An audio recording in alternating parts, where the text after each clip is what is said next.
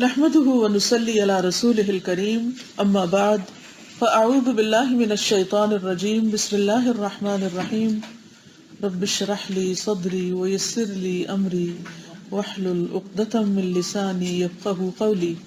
انشاءاللہ پہلے میں حدیث کو عربی میں اینڈ تک پڑھوں گی اور اس کے بعد ترجمہ اور اس کے بعد آپ کو کہلواؤں گی، پھر سنواؤں گی. ٹھیک. 24 نمبر حدیث ہے، 54 پیج. صحابہ کرام جب حدیث رسول صلی اللہ علیہ وسلم سنا کرتے تھے تو اتنی یکسوئی اور خاموشی ہوتی تھی کہ پرندے ان کے سروں پر آ کر بیٹھ جاتے تھے. تو مجھے امید ہے کہ کلاس کے ادب اور علم کے ادب اور احترام کا اسی طرح آپ خیال رکھیں گے تاکہ میکسیمم علم جذب ہو سکے. ٹھیک ہے انشاءاللہ.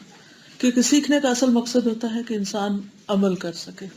ایک ایک لفظ پر اپنی پینسل رکھ لیجئے تاکہ ایک ایک لفظ کا آپ مطالعہ کر سکے، کیونکہ یہ صرف درس یا لیکچر نہیں ہے، یہ تعلیم کی کلاس ہے. تو تعلیم میں لفظ کو سیکھنا مقصود ہوتا ہے، اس طرح سیکھنا کہ وہ انسان خود بھی اس کو کرنے کے قابل ہو جائے.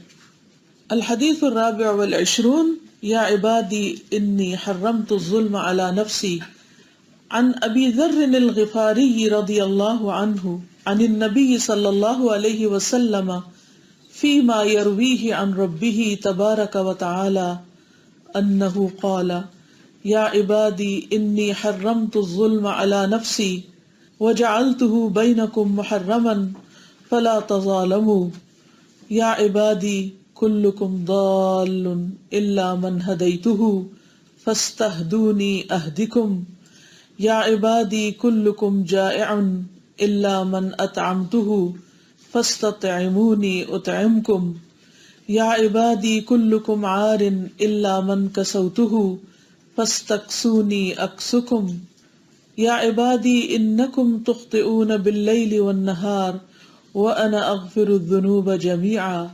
فاستغفرونی اغفر لکم یا عبادی انکم لن تبلغوا ضری فتضرونی ولن تبلغوا نفعی فتنفعونی یا عبادی لو ان اولکم وآخرکم وانسکم وجنکم كانوا على اتقى قلب رجل واحد منكم ما زاد ذلك في ملكي شيئا يا عبادي لو ان اولكم واخركم وانسكم وجنكم كانوا على افجر قلب رجل واحد منكم ما نقص ذلك من ملكي شيئا يا عبادي لو ان اولكم واخركم وانسكم وجنكم قاموا في صعيد واحد فسألوني فأعطيت كل واحد مسألته ما نقص ذلك مما عندي إلا كما ينقص المخيط إذا أدخل البحر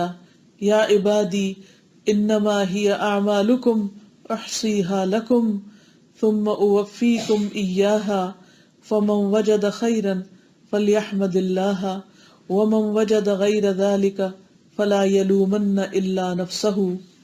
رواہ مسلم.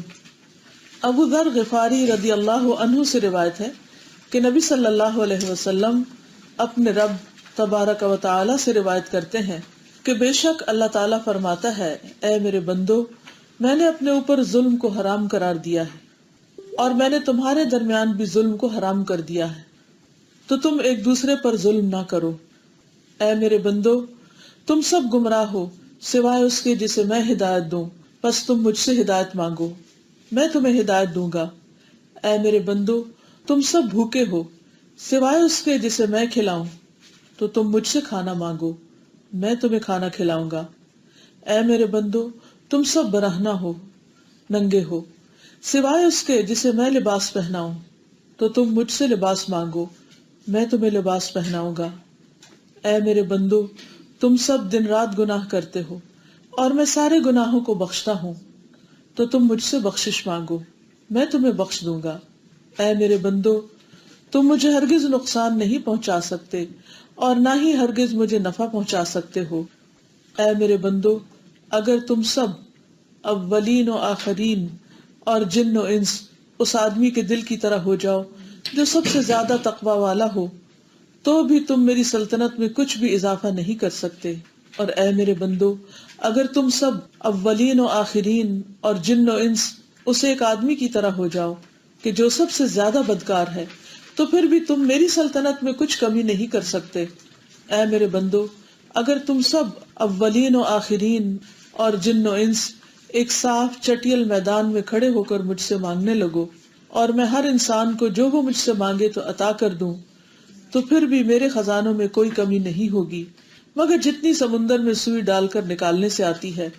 اے میرے بندو، یہ تمہارے اعمال ہیں کہ جنہیں میں تمہارے لیے شمار کر رہا ہوں، پھر میں تمہیں ان کا پورا پورا بدلہ دوں گا۔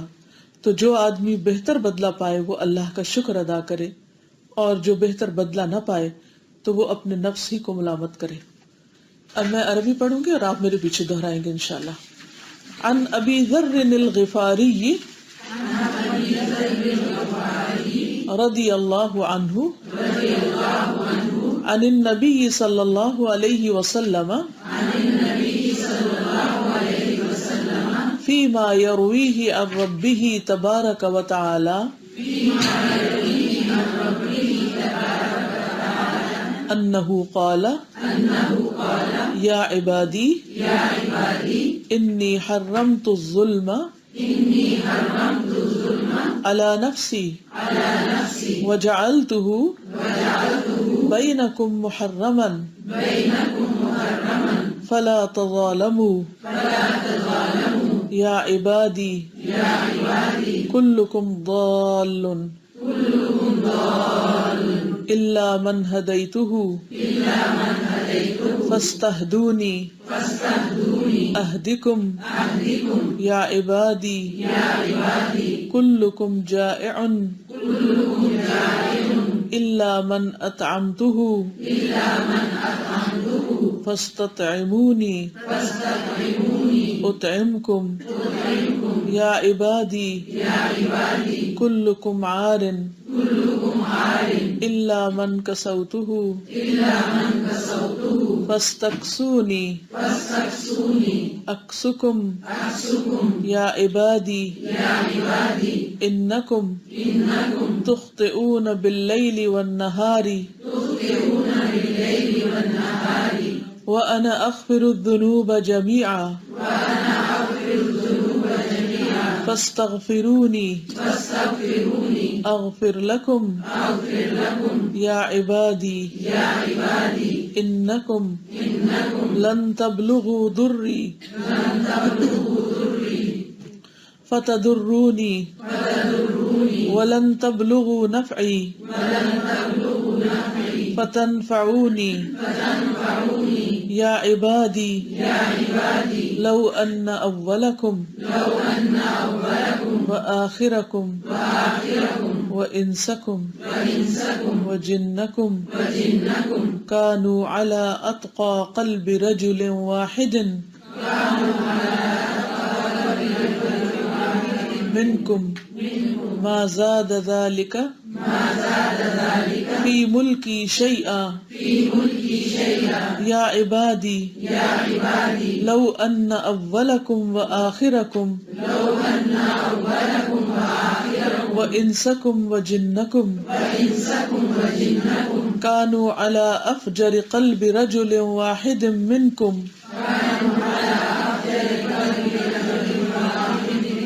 ما نقص ذلك من ملکی شیئا یا عبادی لو ان اولکم وآخرکم وانسکم وجنکم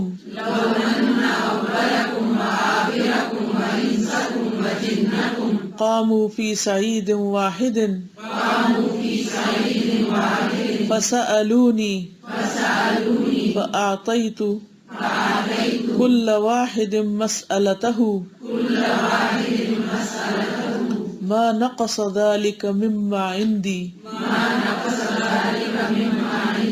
إلا كما ينقص المخيط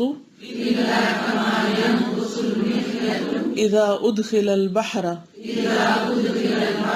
يا عبادي إنما هي أعمالكم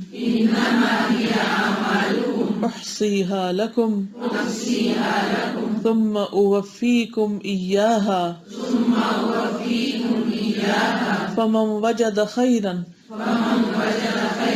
فليحمد الله ومن وجد غیر ذلک فلا یلومن الا نفسہ رواہ مسلم. اب میں لفظی ترجمہ کروں گی. عن ابی ذر الغفاری رضی اللہ عنہ، ابو ذر غفاری رضی اللہ عنہ روایت کرتے ہیں، عن النبی صلی اللہ علیہ وسلم، نبی صلی اللہ علیہ وسلم سے، فیما اس میں جو، یرویہ وہ روایت کرتے ہیں اس کو، ان ربہ تبارک و تعالی اپنے رب تبارک و تعالی سے، انہ قال کہ بے شک آپ نے فرمایا، یعنی اللہ سبحانہ و تعالی نے فرمایا، یا عبادی اے میرے بندو، انی بے شک میں نے، حرمت الظلم علی نفسی میں نے حرام کیا ظلم کو اپنے نفس پر، وجعلتہ اور میں نے کر دیا اس کو، بینکم تمہارے درمیان، محرما حرام، فلا تظالموا تو ایک دوسرے پر ظلم نہ کرو. یا عبادی اے میرے بندو، کلکم سب کے سب تم میں سے، ضال گمراہ ہیں، الا مگر من ہدیتہ جس کو میں ہدایت دوں، فاستہدونی پس تم مجھ سے ہدایت مانگو، اہدکم میں تمہیں ہدایت دوں گا. یا عبادی اے میرے بندو، کلکم تم سب کے سب، جائع بھوکے ہو، الا مگر من اطعمتہ جس کو میں کھلاؤں، فاستطعمونی تم مجھ سے کھانا مانگو، اطعمکم میں تمہیں کھلاؤں گا. یا عبادی اے میرے بندو، کلکم عار تم سب ننگے ہو، برہنہ ہو، الا مگر من کسوتہ جس کو میں پہناؤں، فاستکسونی پس تم مجھ سے کپڑا مانگو، اکسکم میں تمہیں کپڑا پہناؤں گا، لباس پہناؤں گا. یا عبادی اے میرے بندو، انکم بے شک تم، تخطئون تم خطائیں کرتے ہو، باللیل والنہار رات اور دن کو، وانا اغفر اور میں بخش دیتا ہوں، الذنوب گناہوں کو، جمیعا سارے کے سارے، فاستغفرونی پس بخشش مانگو مجھ سے، اغفر لکم میں بخش دوں گا تم کو. یا عبادی اے میرے بندو، انکم بے شک تم، لن تبلغوا ہرگز نہیں پہنچ سکتے، ضری مجھے نقصان پہنچانے کو، فتضرونی کہ تم مجھے نقصان پہنچا سکو، ولن تبلغوا اور ہرگز نہیں پہنچ سکتے، نفعی میرے نفع کو، فتنفعونی کہ مجھے نفع پہنچاؤ. یا عبادی اے میرے بندو، لو ان اولکم اگر بے شک تمہارا پہلا، وآخرکم اور تمہارا آخری، وانسکم اور تمہارے انسان، وجنکم اور تمہارے جن، کانو ہو جائیں، علا اوپر، اتقا سب سے متقی ڈرنے والے، قلب رجل واحد کسی ایک انسان کے دل کی طرح، منکم تم میں سے، یعنی جو تم میں سب سے زیادہ متقی ہے اس کے دل کی طرح سب کے دل ہو جائیں، ما زیادہ نہ اضافہ کرے گی، ذالک یہ چیز، فی ملکی میری حکومت میں، شیئا کچھ بھی.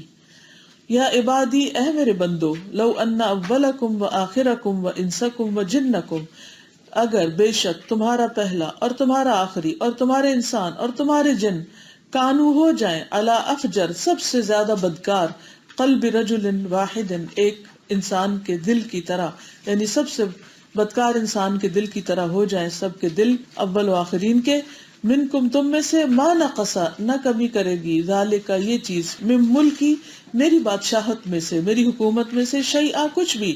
یا عبادی اے میرے بندو، لو ان اولکم وآخرکم اگر بے شک تمہارا پہلا اور آخری، وانسکم وجنکم اور تمہارا انس اور جن، قامو کھڑے ہو جائیں، فی صعید واحد ایک میدان میں، فسألونی پھر وہ سب مجھ سے مانگے، فآتیت پھر میں دے دوں، کل واحد ہر ایک کو، مسألتہ اس کی مانگی ہوئی چیز، ما نقص ذالک نہ کمی کرے گی یہ، مما اس میں سے، اندی جو میرے پاس ہے، یعنی جو میری پوزیشن میں ہے، الا مگر، کما جتنا کہ، ینقص کمی کرتی ہے، المخیط سوئی، اذا جب ادخلا داخل کی جاتی ہے، البحر سمندر میں. یا عبادی اے میرے بندو، انما بے شک، یہ اعمالکم وہ تمہارے اعمال ہیں، احصیھا لکم میں انہیں شمار کرتا ہوں تمہارے لیے، ثم اوفیکم ایاھا پھر میں پورا پورا دیتا ہوں تم کو انہیں. فمن وجد خیرا تو جو کوئی پائے بھلائی، فلیحمد اللہ تو چاہیے کہ تعریف کرے اللہ کی، ومن وجد غیر ذالک تو جو پائے اس کے علاوہ کوئی چیز، فلا یلومن الا نفسہ تو ہرگز نہ ملامت کرے مگر اپنے آپ کو ہی.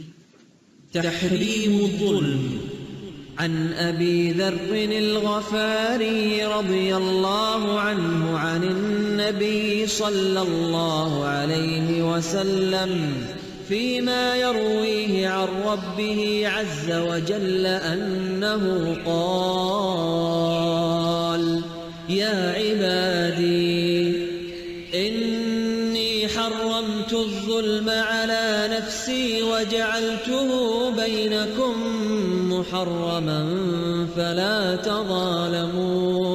فلا تظالموا يا عبادي كلكم ضال إلا من هديته فاستهدون أهدكم يا عبادي كلكم جائع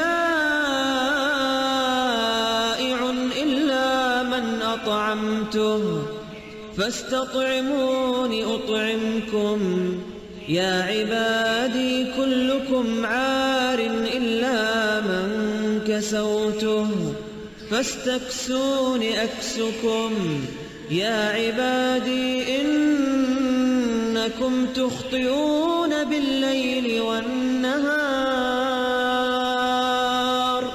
وأنا أغفر الذنوب جميعا فاستغفروني أغفر لكم يا عبادي إنكم لن تبلغوا ضري فتضروني ولن تبلغوا نفعي فتنفعوني يا عبادي لو أن أولكم وآخركم وإنسكم وجنكم كانوا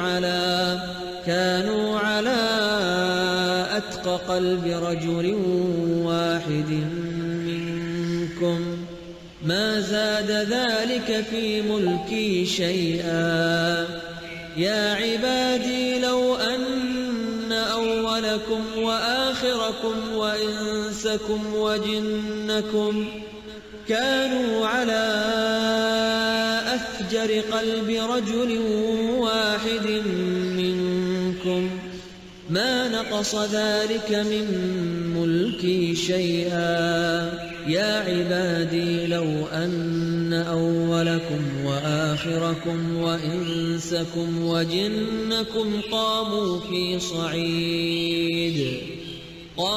في صعيد واحد فسألوني فأعطيت كل واحد مسألته ما نقص ذلك مما عندي إلا كما ينقص المخيط إذا أدخل البحر يا عبادي إنما هي أعمالكم أحصيها لكم ثم أوفيكم إياها فمن وجد خيرا فليحمد الله ومن وجد غير ذلك فلا يلومن إلا نفسه. اس وقت جو حدیث آپ کے سامنے ہے اس کو حدیث قدسی کہتے ہیں، یعنی جس کی نسبت اللہ سبحانہ وتعالیٰ کی طرف ہے. جیسا کہ آپ دیکھ رہے ہیں کہ ان النبی صلی اللہ علیہ وسلم فیما یرویہ عن ربہ، نبی صلی اللہ علیہ وسلم سے روایت ہے اس میں جو وہ روایت کرتے ہیں اپنے رب سے. فیما یرویہ عن ربہ، روایت کا مطلب ہے نقل کرنا، ٹرانسمٹ کرنا، آگے بیان کرنا. کس سے روایت کر رہے ہیں؟ اللہ سبحانہ وتعالیٰ سے. کون روایت کر رہا ہے؟ رسول اللہ صلی اللہ علیہ وسلم. تو حدیث قدسی وہ ہوتی ہے جس کو نبی صلی اللہ علیہ وسلم اپنے رب سے روایت کرتے ہیں. نبی صلی اللہ علیہ وسلم اس کو پہنچانے والے ہیں. بات اللہ سبحانہ وتعالیٰ کی ہے لیکن پہنچا آپ رہے ہیں. ایسی حدیث جس کو اللہ سبحانہ وتعالیٰ کی طرف منسوب کیا جائے اس کو حدیث قدسی کہتے ہیں. یاد رکھیے کہ یہ قرآن کا حصہ نہیں ہوتی. خواہ یہ اللہ تعالیٰ کا کلام ہے جو نبی صلی اللہ علیہ وسلم نے روایت کیا، لیکن یہ قرآن مجید کا حصہ نہیں، اس کو حدیث ہی کہا جاتا ہے. اس بارے میں اختلاف ہے کہ کیا یہ الفاظ بھی اللہ سبحانہ وتعالیٰ کے ہیں یا صرف معنی ہے. تو اس میں دو طرح کے اوپینین پائے گئے ہیں.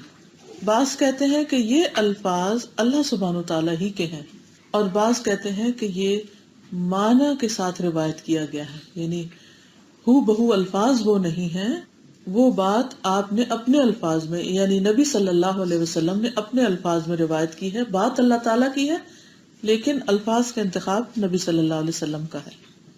چونکہ خود نبی صلی اللہ علیہ وسلم سے اس بارے میں کوئی بات ہمیں پتہ نہیں چلتی، نہ ہی صحابہ نے ایسا کوئی سوال ان سے کیا اور نہ ہی اس کی تحقیق کی کہ یہ الفاظ بھی اللہ تعالیٰ کے ہیں یا صرف بات اللہ تعالیٰ کی ہے. تو اس لیے اس معاملے میں بہت زیادہ کھود کرید کرنے کا فائدہ بھی کچھ نہیں. ہمارے لیے یہ جاننا زیادہ اہم ہے کہ اللہ تعالیٰ نے کیا فرمایا، کیونکہ اصل چیز اللہ تعالیٰ کا حکم ہے.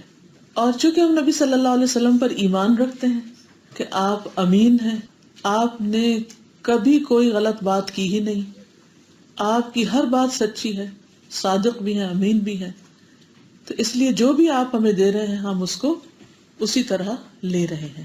اور اصل چیز ہے کہ انسان جب لے اس کو تو عمل کی نیت سے لے.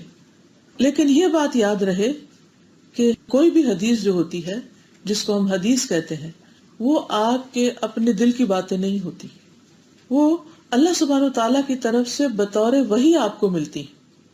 قرآن مجید میں آتا ہے وَمَا يَنْطِقُ عَنِ الْهَوَىٰ إِنْ هُوَ إِلَّا وَحْيٌ يُوحَىٰ، کہ آپ اپنی خواہش نفس سے باتیں نہیں کرتے، اپنے دل سے باتیں نہیں بناتے. جو بھی تعلیم آپ دیتے ہیں وہ وحی کے ذریعے آپ کو ملتی ہے. إِنْ هُوَ إِلَّا وَحْيٌ يُوحَىٰ، تو یہاں پر وَمَا يَنْطِقُ نطق یعنی آپ کی باتوں کی طرف اشارہ ہے. پھر آپ دیکھیے کہ چونکہ اللہ سبحانہ وتعالیٰ کا کلام ہے اور ہم یہ ایمان رکھتے ہیں کہ قرآن مجید بھی اللہ تعالیٰ کا کلام ہے، تو پھر دونوں میں فرق کیا ہے؟ دونوں کا فرق اچھی طرح پتہ ہونا چاہیے. پہلا فرق یہ ہے کہ حدیث قدسی کی تلاوت کے ساتھ اللہ تعالیٰ کی عبادت نہیں کی جاتی. تلاوت ایک عبادت بھی ہے نا، تو کوئی یہ نہیں کہہ سکتا کہ اچھا آج میں سورۃ الفلق پڑھنے کی بجائے حدیث قدسی پڑھ لیتی ہوں، اس کی تلاوت کر لیتی ہوں تاکہ مجھے ہر حرف کے بدلے 10 نیکیاں مل جائیں. تو حدیث قدسی پڑھنے پر وہ اجر نہیں ملے گا جو سورۃ اخلاص کے پڑھنے پہ ملے گا. واضح؟ ٹھیک ہے. قرآن مجید کی تلاوت بغرض عبادت بھی کی جاتی ہے. حدیث کو اگرچہ قرات کے سٹائل میں پڑھا بھی جائے جیسے ہم سناتے ہیں اور یہ قاری غامدی کی آواز میں، تو انہوں نے ایک ریسیٹیشن کے انداز میں حدیثوں کو پڑھا ہے، تو سکھانے کی غرض سے، بات کو خوبصورت انداز میں پہنچانے کی غرض سے اس سٹائل میں پڑھنے میں حرج کوئی نہیں.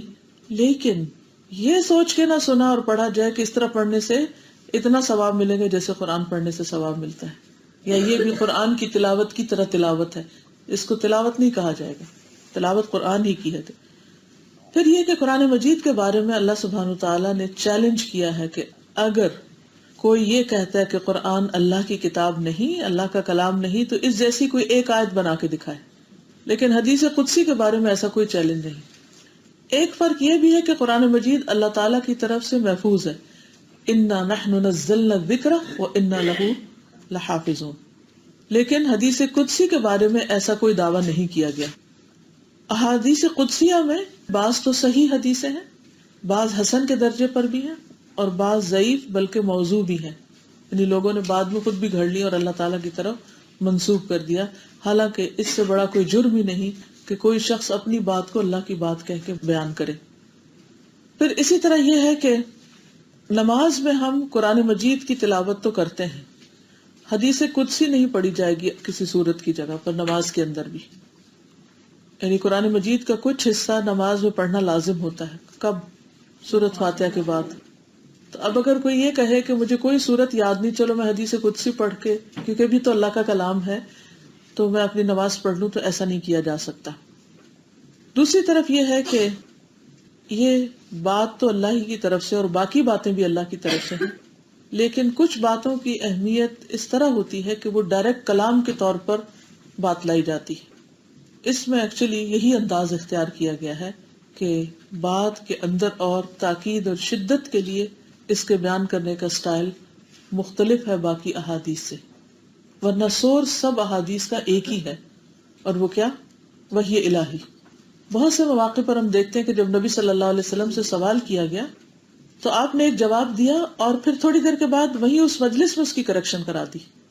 مثلاً ایک عورت آتی ہے اور وہ پوچھتی ہے یا رسول اللہ صلی اللہ علیہ وسلم کہ میرا ہسبینڈ مجھے مارتا ہے، کیا میں بھی اس کو مار سکتی ہوں؟ تو آپ نے فرمایا ہاں، عدل کا تقاضا یہی ہے. لیکن تھوڑی دیر کے بعد جبریل نے آ کر کہا کہ نہیں، عورت کو اجازت نہیں، عورت نہیں مار سکتی، تو آپ نے اس کو منع کر دیا. اس طرح کے بہت سے اور واقعات بھی ملتے ہیں. آپ نے ایک بات خود فرما دی، لیکن یعنی جو اجتہادی مسائل ہیں نبی صلی اللہ علیہ وسلم کے، تو ساتھ ہی اس کو درست کر دیا گیا کہ ایسا نہیں، ایسا کیا جائے گا. اور جہاں پر وہ بات اللہ سبحانہ وتعالیٰ کے حکم کے موافق تھی، اس بات کو ویسا ہی چھوڑ دیا گیا. تو بہرحال ہم حدیث کے اب کانٹینٹ کی طرف آتے ہیں. سب سے پہلے ہے کہ اللہ سبحانہ وتعالیٰ کیا فرماتے ہیں، انی حرمت الظلم علی نفسی وجعلتہ بینکم محرما فلا تظالموا، کہ میں نے ظلم کو اپنے اوپر حرام قرار دیا ہے. کس نے؟ اللہ تعالیٰ نے. یعنی میں نے ظلم کو روک دیا ہے باوجود اس کے کہ میں اس پر قادر ہوں. یعنی اللہ تعالیٰ چاہے تو جس پر ان کی مرضی ہو ظلم کرے، لیکن قدرت کے باوجود وہ نہیں کرتے. اللہ تعالیٰ نے اپنے اوپر ظلم حرام کر رکھا ہے. اور یہ بھی اللہ سبحانہ وتعالیٰ کی حمد اور تعریف کے معنوں میں ہے کہ جب کسی کے لیے کوئی کام کرنا اور نہ کرنا دونوں ہی ممکن ہو، تو پھر وہ اچھا کام کرتا ہے تو اس کی تعریف ہوگی. تو اس پر بھی ہم اللہ تعالیٰ کی تعریف کرتے ہیں کہ اللہ تعالیٰ نے کسی پر ظلم نہیں کیا اور نہ وہ ظلم کا ارادہ رکھتا ہے. قرآن مجید میں آتا ہے وَلَا يَظْلِمُ رَبُّكَ أَحَدًا، تیرا رب کسی پر بھی ظلم نہیں کرتا. وہ ظلم کرتا ہی نہیں، وہ ظلم کرتا ہی نہیں. اس بات کو اگر ہم سمجھ جائیں تو اللہ تعالیٰ کا ہر فیصلہ قبول کرنے میں ہمارے لیے کتنی آسانی ہو جائے. کیونکہ بہت دفعہ ہم یہ کہتے ہیں نا کہ ہمارے ساتھ اچھا نہیں ہوا، میرے ساتھ ایسا کیوں ہو گیا، تو وہ کیوں ختم ہو جائے گا. یہ اطمینان ہوگا کہ جو بھی ہوا بہتر ہوا، یہی میرے حق میں بہتر ہے، اسی میں میرا فائدہ ہے. اور جب کوئی شخص یہ سمجھتا ہے کہ ہر چیز جو بھی ہوئی ہے وہ اللہ کا ظلم نہیں، عدل ہے یا رحمت ہے یا اس میں بھی خیر ہے اور میں نہیں اس کو سمجھ رہا، تو اس سے زندگی میں بے پناہ اطمینان آ جاتا ہے، سکون آ جاتا ہے، انسان ریلیکس ہو جاتا ہے. اس میں بھی خیر ہے، اس میں بھلائی. تو یاد رکھیے اللہ تعالیٰ کسی پر ظلم نہیں کرتا. نہ صرف یہ کہ ظلم نہیں کرتا بلکہ فرمایا وَجَعَلْتُهُ بَيْنَكُمْ مُحَرَّمًا، میں نے بندوں کے درمیان بھی اس کو حرام کر دیا ہے کہ تم بھی نہ کرو. اللہ تعالیٰ کو پسند ہی نہیں ظلم کرنا، نہ اپنے لیے نہ بندوں کے لیے. فَلَا تَظَالَمُوا، تو ظلم نہ کرو. کیوں؟ اس لیے کہ ظلم حرام ہے. ظلم حرام ہے، ظلم کی اجازت نہیں. تو ظلم دو طرح کا ہوتا ہے. ایک ہوتا ہے انسان کا اپنی جان پہ ظلم کرنا، اور ایک ہوتا ہے دوسروں پر ظلم کرنا. اور یہاں پر کیا فرمایا کہ ایک دوسرے پر ظلم نہ کرو. لیکن بہت دفعہ انسان جب دوسروں پہ ظلم کرتا ہے تو دراصل وہ اپنے آپ پر ہی ظلم کر رہا ہوتا ہے. ظلم کے معنی میں نقص بھی آتا ہے، کمی کرنا، یعنی کسی کا حق کم کرنا، یہ بھی ظلم ہوتا ہے. ایک ہوتا ہے کسی پر زیادتی کرنا اور ایک ہوتا ہے کسی کے حق میں کمی کرنا. تو وہ دونوں ایک طرح سے ایک دوسرے کے معنی کو کمپلیٹ کرتے ہیں.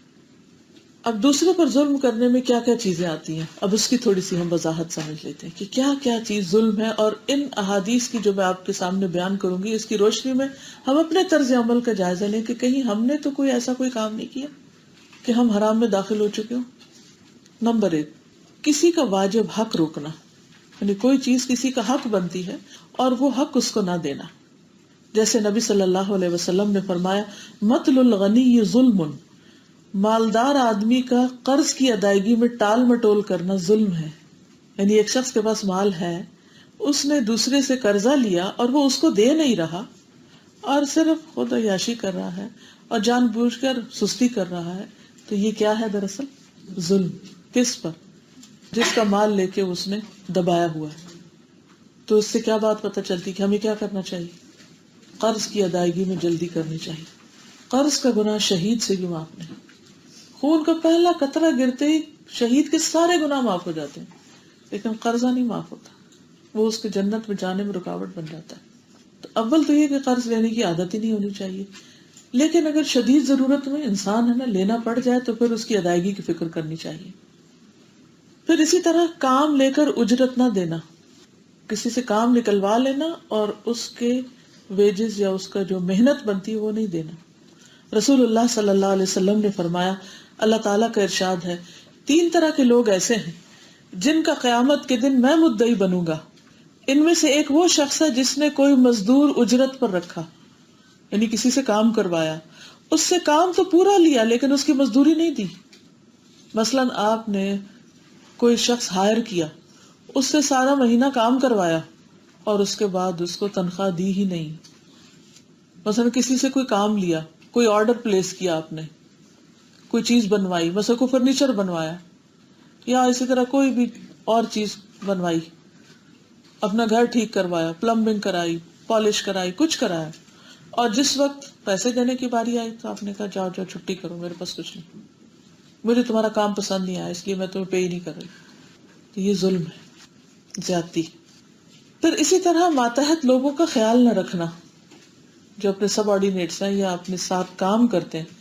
مثلا اگر آپ ایک شاپ اون کرتے ہیں یا آپ کو فیکٹری اون کرتے ہیں تو آپ کا فرض بنتا ہے کہ جو لوگ آپ کے انڈر کام کرتے ہیں ان کی ضروریات پوری کریں، ان کا خیال رکھیں. نبی صلی اللہ علیہ وسلم نے فرمایا 10 آدمیوں کے امیر کو بھی، یعنی جو 10 لوگوں پر بھی امیر ہے، اس کو بھی قیامت کے روز اس حال میں لایا جائے گا کہ وہ جکڑا ہوا ہوگا. اس کا عدل اس کو آزاد کرائے گا یا اس کا ظلم اس کو ہلاک کر دے گا. یعنی جو لوگ آپ کے تحت کام کرتے ہیں یا چلے آپ کی اولاد ہی ہے، گھر میں آپ کے بچے ہی ہیں، تو بعض اوقات ان کے ساتھ بھی زیادتی کی جاتی. ایک بچے پر بہت سی ذمہ داریاں ڈال دی جاتی، بہت سے کام. کیا ہے، بچہ ہے نا ہمارا، جو مرضی کرے اس کے ساتھ. نو. اچھا، بعض اوقات کیا ہوتا ہے کہ چھوٹا بچہ بہت ہی لاڈلا پالا ہوا ہوتا ہے اور وہ ہر طرح کی زیادتیاں کرتا ہے اور ماں باپ اس کو کچھ بھی نہیں کہتے اور بڑوں کو کہتے ہیں تم ہی صبر کرو. یا بھائی بہنوں کا حق مار جاتے ہیں اور ماں باپ کچھ بھی نہیں بولتے، وہ کہتے ہیں کوئی نہیں، بھائی ہے نا، پھر کیا ہو، تمہارے ہی بھائی ہے نا.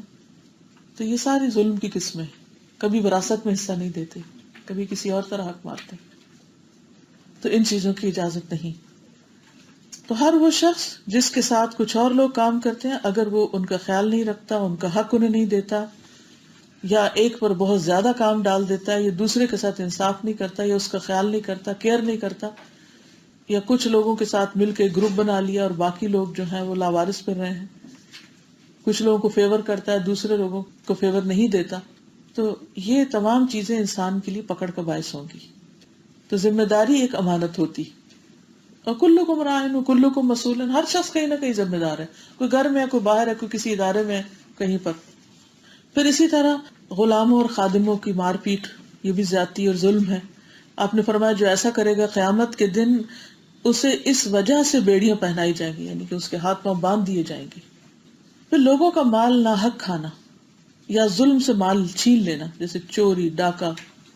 نبی صلی اللہ علیہ وسلم نے فرمایا جو آدمی ظلماً کسی کی زمین دبا لے گا، یعنی کسی کی پراپرٹی پہ قبضہ کر لینا، کسی کے گھر پہ، کسی کی دکان پہ، کسی کے فارم پہ، کسی بھی طرح، تو وہ اس حال میں اللہ تعالیٰ سے ملے گا کہ اللہ تعالیٰ اس سے ناراض ہوگا، اس پر غضبناک ہوگا. پھر اسی طرح کسی پہ ایسی چیز کا بوجھ ڈال دینا جو اس کے ذمہ واجب ہی نہیں، لازم ہی نہیں.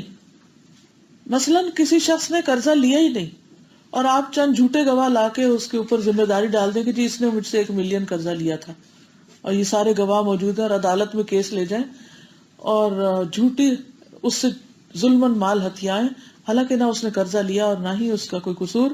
تو یہ سب بھی ظلم میں آتا ہے، اس سے بھی بچنا چاہیے. ابو موسیٰ کہتے ہیں کہ نبی صلی اللہ علیہ وسلم کے سامنے 2 آدمی زمین کا مقدمہ لائے، جن میں سے ایک کا تعلق حضر موت سے تھا. نبی صلی اللہ علیہ وسلم نے دوسرے آدمی کو قسم اٹھانے کا کہہ دیا تو دوسرا فریق یہ سن کے چیخ پڑا، کہنے لگا اس طرح تو یہ میری زمین لے جائے گا. نبی صلی اللہ علیہ وسلم نے فرمایا اگر یہ قسم کھا کے ظلم سے اپنی ملکیت میں لیتا ہے تو یہ ان لوگوں میں سے ہوگا جنہیں قیامت کے دن اللہ تعالیٰ دیکھے گا بھی نہیں، نہ ہی ان کا تزکیہ کرے گا اور ان کے لیے دردناک عذاب ہوگا. یعنی جو جھوٹی قسم کھا کر کسی کے مال، کسی کی کسی بھی چیز پر قبضہ کر لے، خواہ وہ پیلو کی ایک شاخ. کبھی ہوتا ہے نا 2 لوگوں میں جھگڑا ہو جاتا ہے، ایک کہتا ہے یہ میری چیز ہے، دوسرا کہتا ہے میری چیز ہے. تو جس کو یہ پتا ہے کہ اس کی نہیں اور وہ خواہ دوسرے پر دلیر ہو کے اس کا مال چھین رہا ہے، تو یہ کوئی معمولی بات نہیں ہے. چھوٹا سا بھی قسم، جھوٹی قسم کھا کے، چرب زبانی کے ساتھ یا بہت باتیں بنا کے کسی کا حق انسان دبائے تو قیامت کے دن اللہ تعالیٰ اس کی طرف دیکھے گا بھی نہیں. پھر یہ ظلم یہ نہیں کہ صرف مسلمانوں پہ جائز نہیں، یعنی صرف مسلمانوں پہ جائز نہیں بلکہ نان مسلمز کے ساتھ بھی ظلم کی اجازت نہیں کہ آپ کسی نان مسلم کی شاپ میں گھس جائیں اور وہاں سے کچھ چیزیں چرا لیں، یہ کہہ کے کہ اچھا یہ تو اللہ کو نہیں مانتے تو اس لیے ان کے ساتھ جو مرضی کرو، قطعاً نہیں. یا ایسے ہی ناحق کسی کی زمین پر آپ بم بلاسٹ کریں یا کوئی ایسی تخریبی کاروائیاں کریں اور ناحق لوگوں کی جان لیں، یہ سب ظلم میں آتا ہے. یعنی جس کا قصور کو نہیں، جس کا کوئی اس میں ہاتھ نہیں، ہم اس کو آپ پریشان کریں، اس کو تکلیف دے رہے ہیں. نبی صلی اللہ علیہ وسلم نے فرمایا جو کوئی کسی ایسے شخص کو قتل کر دے جس سے پہلے عہد و پیمان ہو چکا ہو تو اس قاتل کو جنت کی خوشبو تک نہیں ملے گی. یعنی اس کا مطلب کیا ہے کہ اگر کسی مسلم اور نان مسلم کے درمیان کوئی کانٹریکٹ ہے، کوئی جانوں کے تحفظ کا، مال کا، یا گورنمنٹ کی سطح پر یا انٹرنیشنل لا کے تحت کہ آپ ہمیں نہیں کوئی نقصان دیں گے، ہم آپ کو نہیں دیں گے، یا پیس ٹریٹی ہے کوئی، اور پھر اس کو خلاف جا کے کوئی دھوکہ بازی سے دوسرے کے اوپر چڑھائی کر دے یا اس کی پراپرٹی کو نقصان پہنچائے، تو وہ یہ نہ سوچے کہ یعنی بغیر کسی وار کے ڈکلیئر کیے، تو یہ چیز پھر ظلم میں شمار ہوگی، چاہے وہ کسی نان مسلم کے ساتھ ہی کیوں نہ کر رہا ہو. تو اس بات کو اچھی طرح سمجھ لینا چاہیے کہ اللہ سبحانہ وتعالیٰ نے انسانوں کے درمیان ظلم حرام قرار دیا ہے. اس میں مسلم نان مسلم کی کوئی تفریق نہیں ہے، کسی پر بھی ظلم حرام ہے. اسی طرح یہ ہے کہ خواہ وہ نان مسلم کسی اسلامی کنٹری میں ہو یا مسلم کسی نان اسلامک کنٹری میں ہو، دونوں صورتوں میں کسی کے ساتھ زیادتی نہیں. اسی طرح جو قانون بنائے گئے ہیں جس میں انسانوں کی جان مال کے تحفظ کی گارنٹی دی جاتی ہے، ان قوانین کا احترام بھی ضروری ہے. مثلا ٹریفک کے قوانین، وہ کیا کہتے ہیں کہ ریڈ لائٹ پہ کیا کرو؟ آپ نے نہیں، یہ تو کافروں نے بنایا یہ قانون، مجھے تو کوئی پرواہ نہیں، میں تو نہیں ریڈ لائٹ پہ رک سکتا. اور آپ دے گاڑی مارتے ہیں اور اس سے 4 لوگوں کو نقصان پہنچتا ہے، تو یہ قابل معافی نہیں ہے، یہ کوئی دلیل نہیں ہے کہ آپ یہ کہیں جی یہ فلاں نے قانون بنایا ہوئے میں اس کو جو چاہوں کروں. اگر وہ آپ کے دین سے کوئی اس میں ٹکراؤ نہیں ہے یا کوئی اس میں آپ کے دین ایمان کا کوئی نقصان نہیں ہے تو آپ کے لیے واجب ہے کہ آپ اس کا احترام کریں. وہ انسانوں کے جان مال کے تحفظ ہی کے لیے بنائے گئے. اسی طرح کسی کی گاڑی پہ حملہ کرنا، کسی کے مال متاع کو جلا دینا، کسی کی پراپرٹی کو تباہ کرنا، یہ سب چیزیں خیانت میں آتی ہیں اور ظلم میں آتی ہیں. اور ایک اور جرم یہ ہے کہ اس سے اسلام کی شکل بگاڑی جاتی ہے، اسلام کا غلط امپریشن لوگوں پر پڑتا ہے، مسلمانوں کا غلط امپریشن پڑتا ہے. اسلام اس کی اجازت نہیں دیتا. پھر یہ ہے کہ مسلمان نہ ظلم کرتا ہے نہ ظلم ہونے دیتا ہے. یعنی ظلم کی اجازت دے دینا لوگوں کو کہ وہ ظلم کرتے رہے، یہ بھی ظلم ہے. مثلاً آپ کے گھر میں آپ دیکھ رہے ہیں کہ آپ کا بیٹا آپ کی بہو پہ ظلم کرتا ہے، زیادتی کرتا ہے، اور آپ اس لیے نہیں بولتے چونکہ وہ آپ کا بیٹا ہے اور آپ کو اس سے محبت ہے اور آپ اسے ناراض نہیں کرنا چاہتے، لہٰذا اپنی آنکھوں کے سامنے ظلم دیکھتے ہیں اور خاموش رہتے ہیں. تو یہ بھی غلط ہے. آپ کا بھائی آپ کی بھابھی پر ظلم کرتا ہے، یا آپ کا شوہر اپنے بچوں میں سے کسی پہ ظلم کر رہا ہے اور آپ اس کے ساتھ دے رہے ہیں، یہ بھی درست. کسی ظالم کا ساتھ نہیں دینا چاہیے، چاہے وہ رشتہ دار ہو، چاہے وہ ماں اور باپ ہی کیوں نہ ہو. اگر ہمارے ماں باپ بھی ظلم کر رہے ہوں تو ان کا ساتھ نہیں دینا چاہیے، ان کی ہاں میں ہاں نہیں ملانی چاہیے، ان کو ظلم نہیں کرنے دینا چاہیے، کیونکہ یہ ان کے ساتھ ہمدردی نہیں. اگر ہم ان کو اس طرح کھلا چھوڑ دیں گے تو وہ بھی ڈوبیں گے اور سب کو لے ڈوبیں گے. تو غلط بات کوئی بھی کر رہا ہو، کسی کے حق پہ کوئی بھی زیادتی کر رہا ہو تو اس کو آگے سے پکڑ کے روکنا چاہیے، پیار سے عزت سے احترام سے سمجھانا چاہیے. وہ عزت احترام اپنی جگہ، مگر ظلم نہیں کرنے دینا چاہیے. بعض اوقات دیکھتے ہیں نا کہ پیرنٹس کسی ایک بچے کی طرف سارا جھک جاتے ہیں، ساری بھلائیاں اسی کو دیتے ہیں اور دوسرے بچے دیکھتے رہ جاتے ہیں کیونکہ انہوں نے کسی خاص موقع پر ان کی ہاں میں ہاں نہیں ملائی ہوتی یا ان کے ساتھ اچھا سلوک نہیں کیا ہوتا، تو وہ اس کا گرج لے کر، کیونکہ انسان ہے نا، ہیومن بینگز ہے. ماں باپ ہونے کا مطلب یہ تھوڑی ہوتا ہے کہ کوئی فرشتہ بن گیا، ایک بہت پائس ہو گیا. ایسی صورت میں بھی فرض بنتا ہے امر بالمعروف اور نہی عن المنکر کا کہ آپ ایسا نہ کریں. بعض اوقات ماں باپ یک طرفہ ڈیسیژن لے لیتے، نہیں اس بچے نے بہت خدمت کی ہے لہٰذا میں اپنی ساری پراپرٹی اسی کے نام لکھ کے جا رہا ہوں. نو وے، اس کی اجازت نہیں ہے، کیونکہ قیامت کے دن لن تنفعکم ارحامکم، تمہارے رشتے رحم کام نہیں آئیں گے، فائدہ نہیں دیں گے، کچھ نہیں حاصل ہوگا.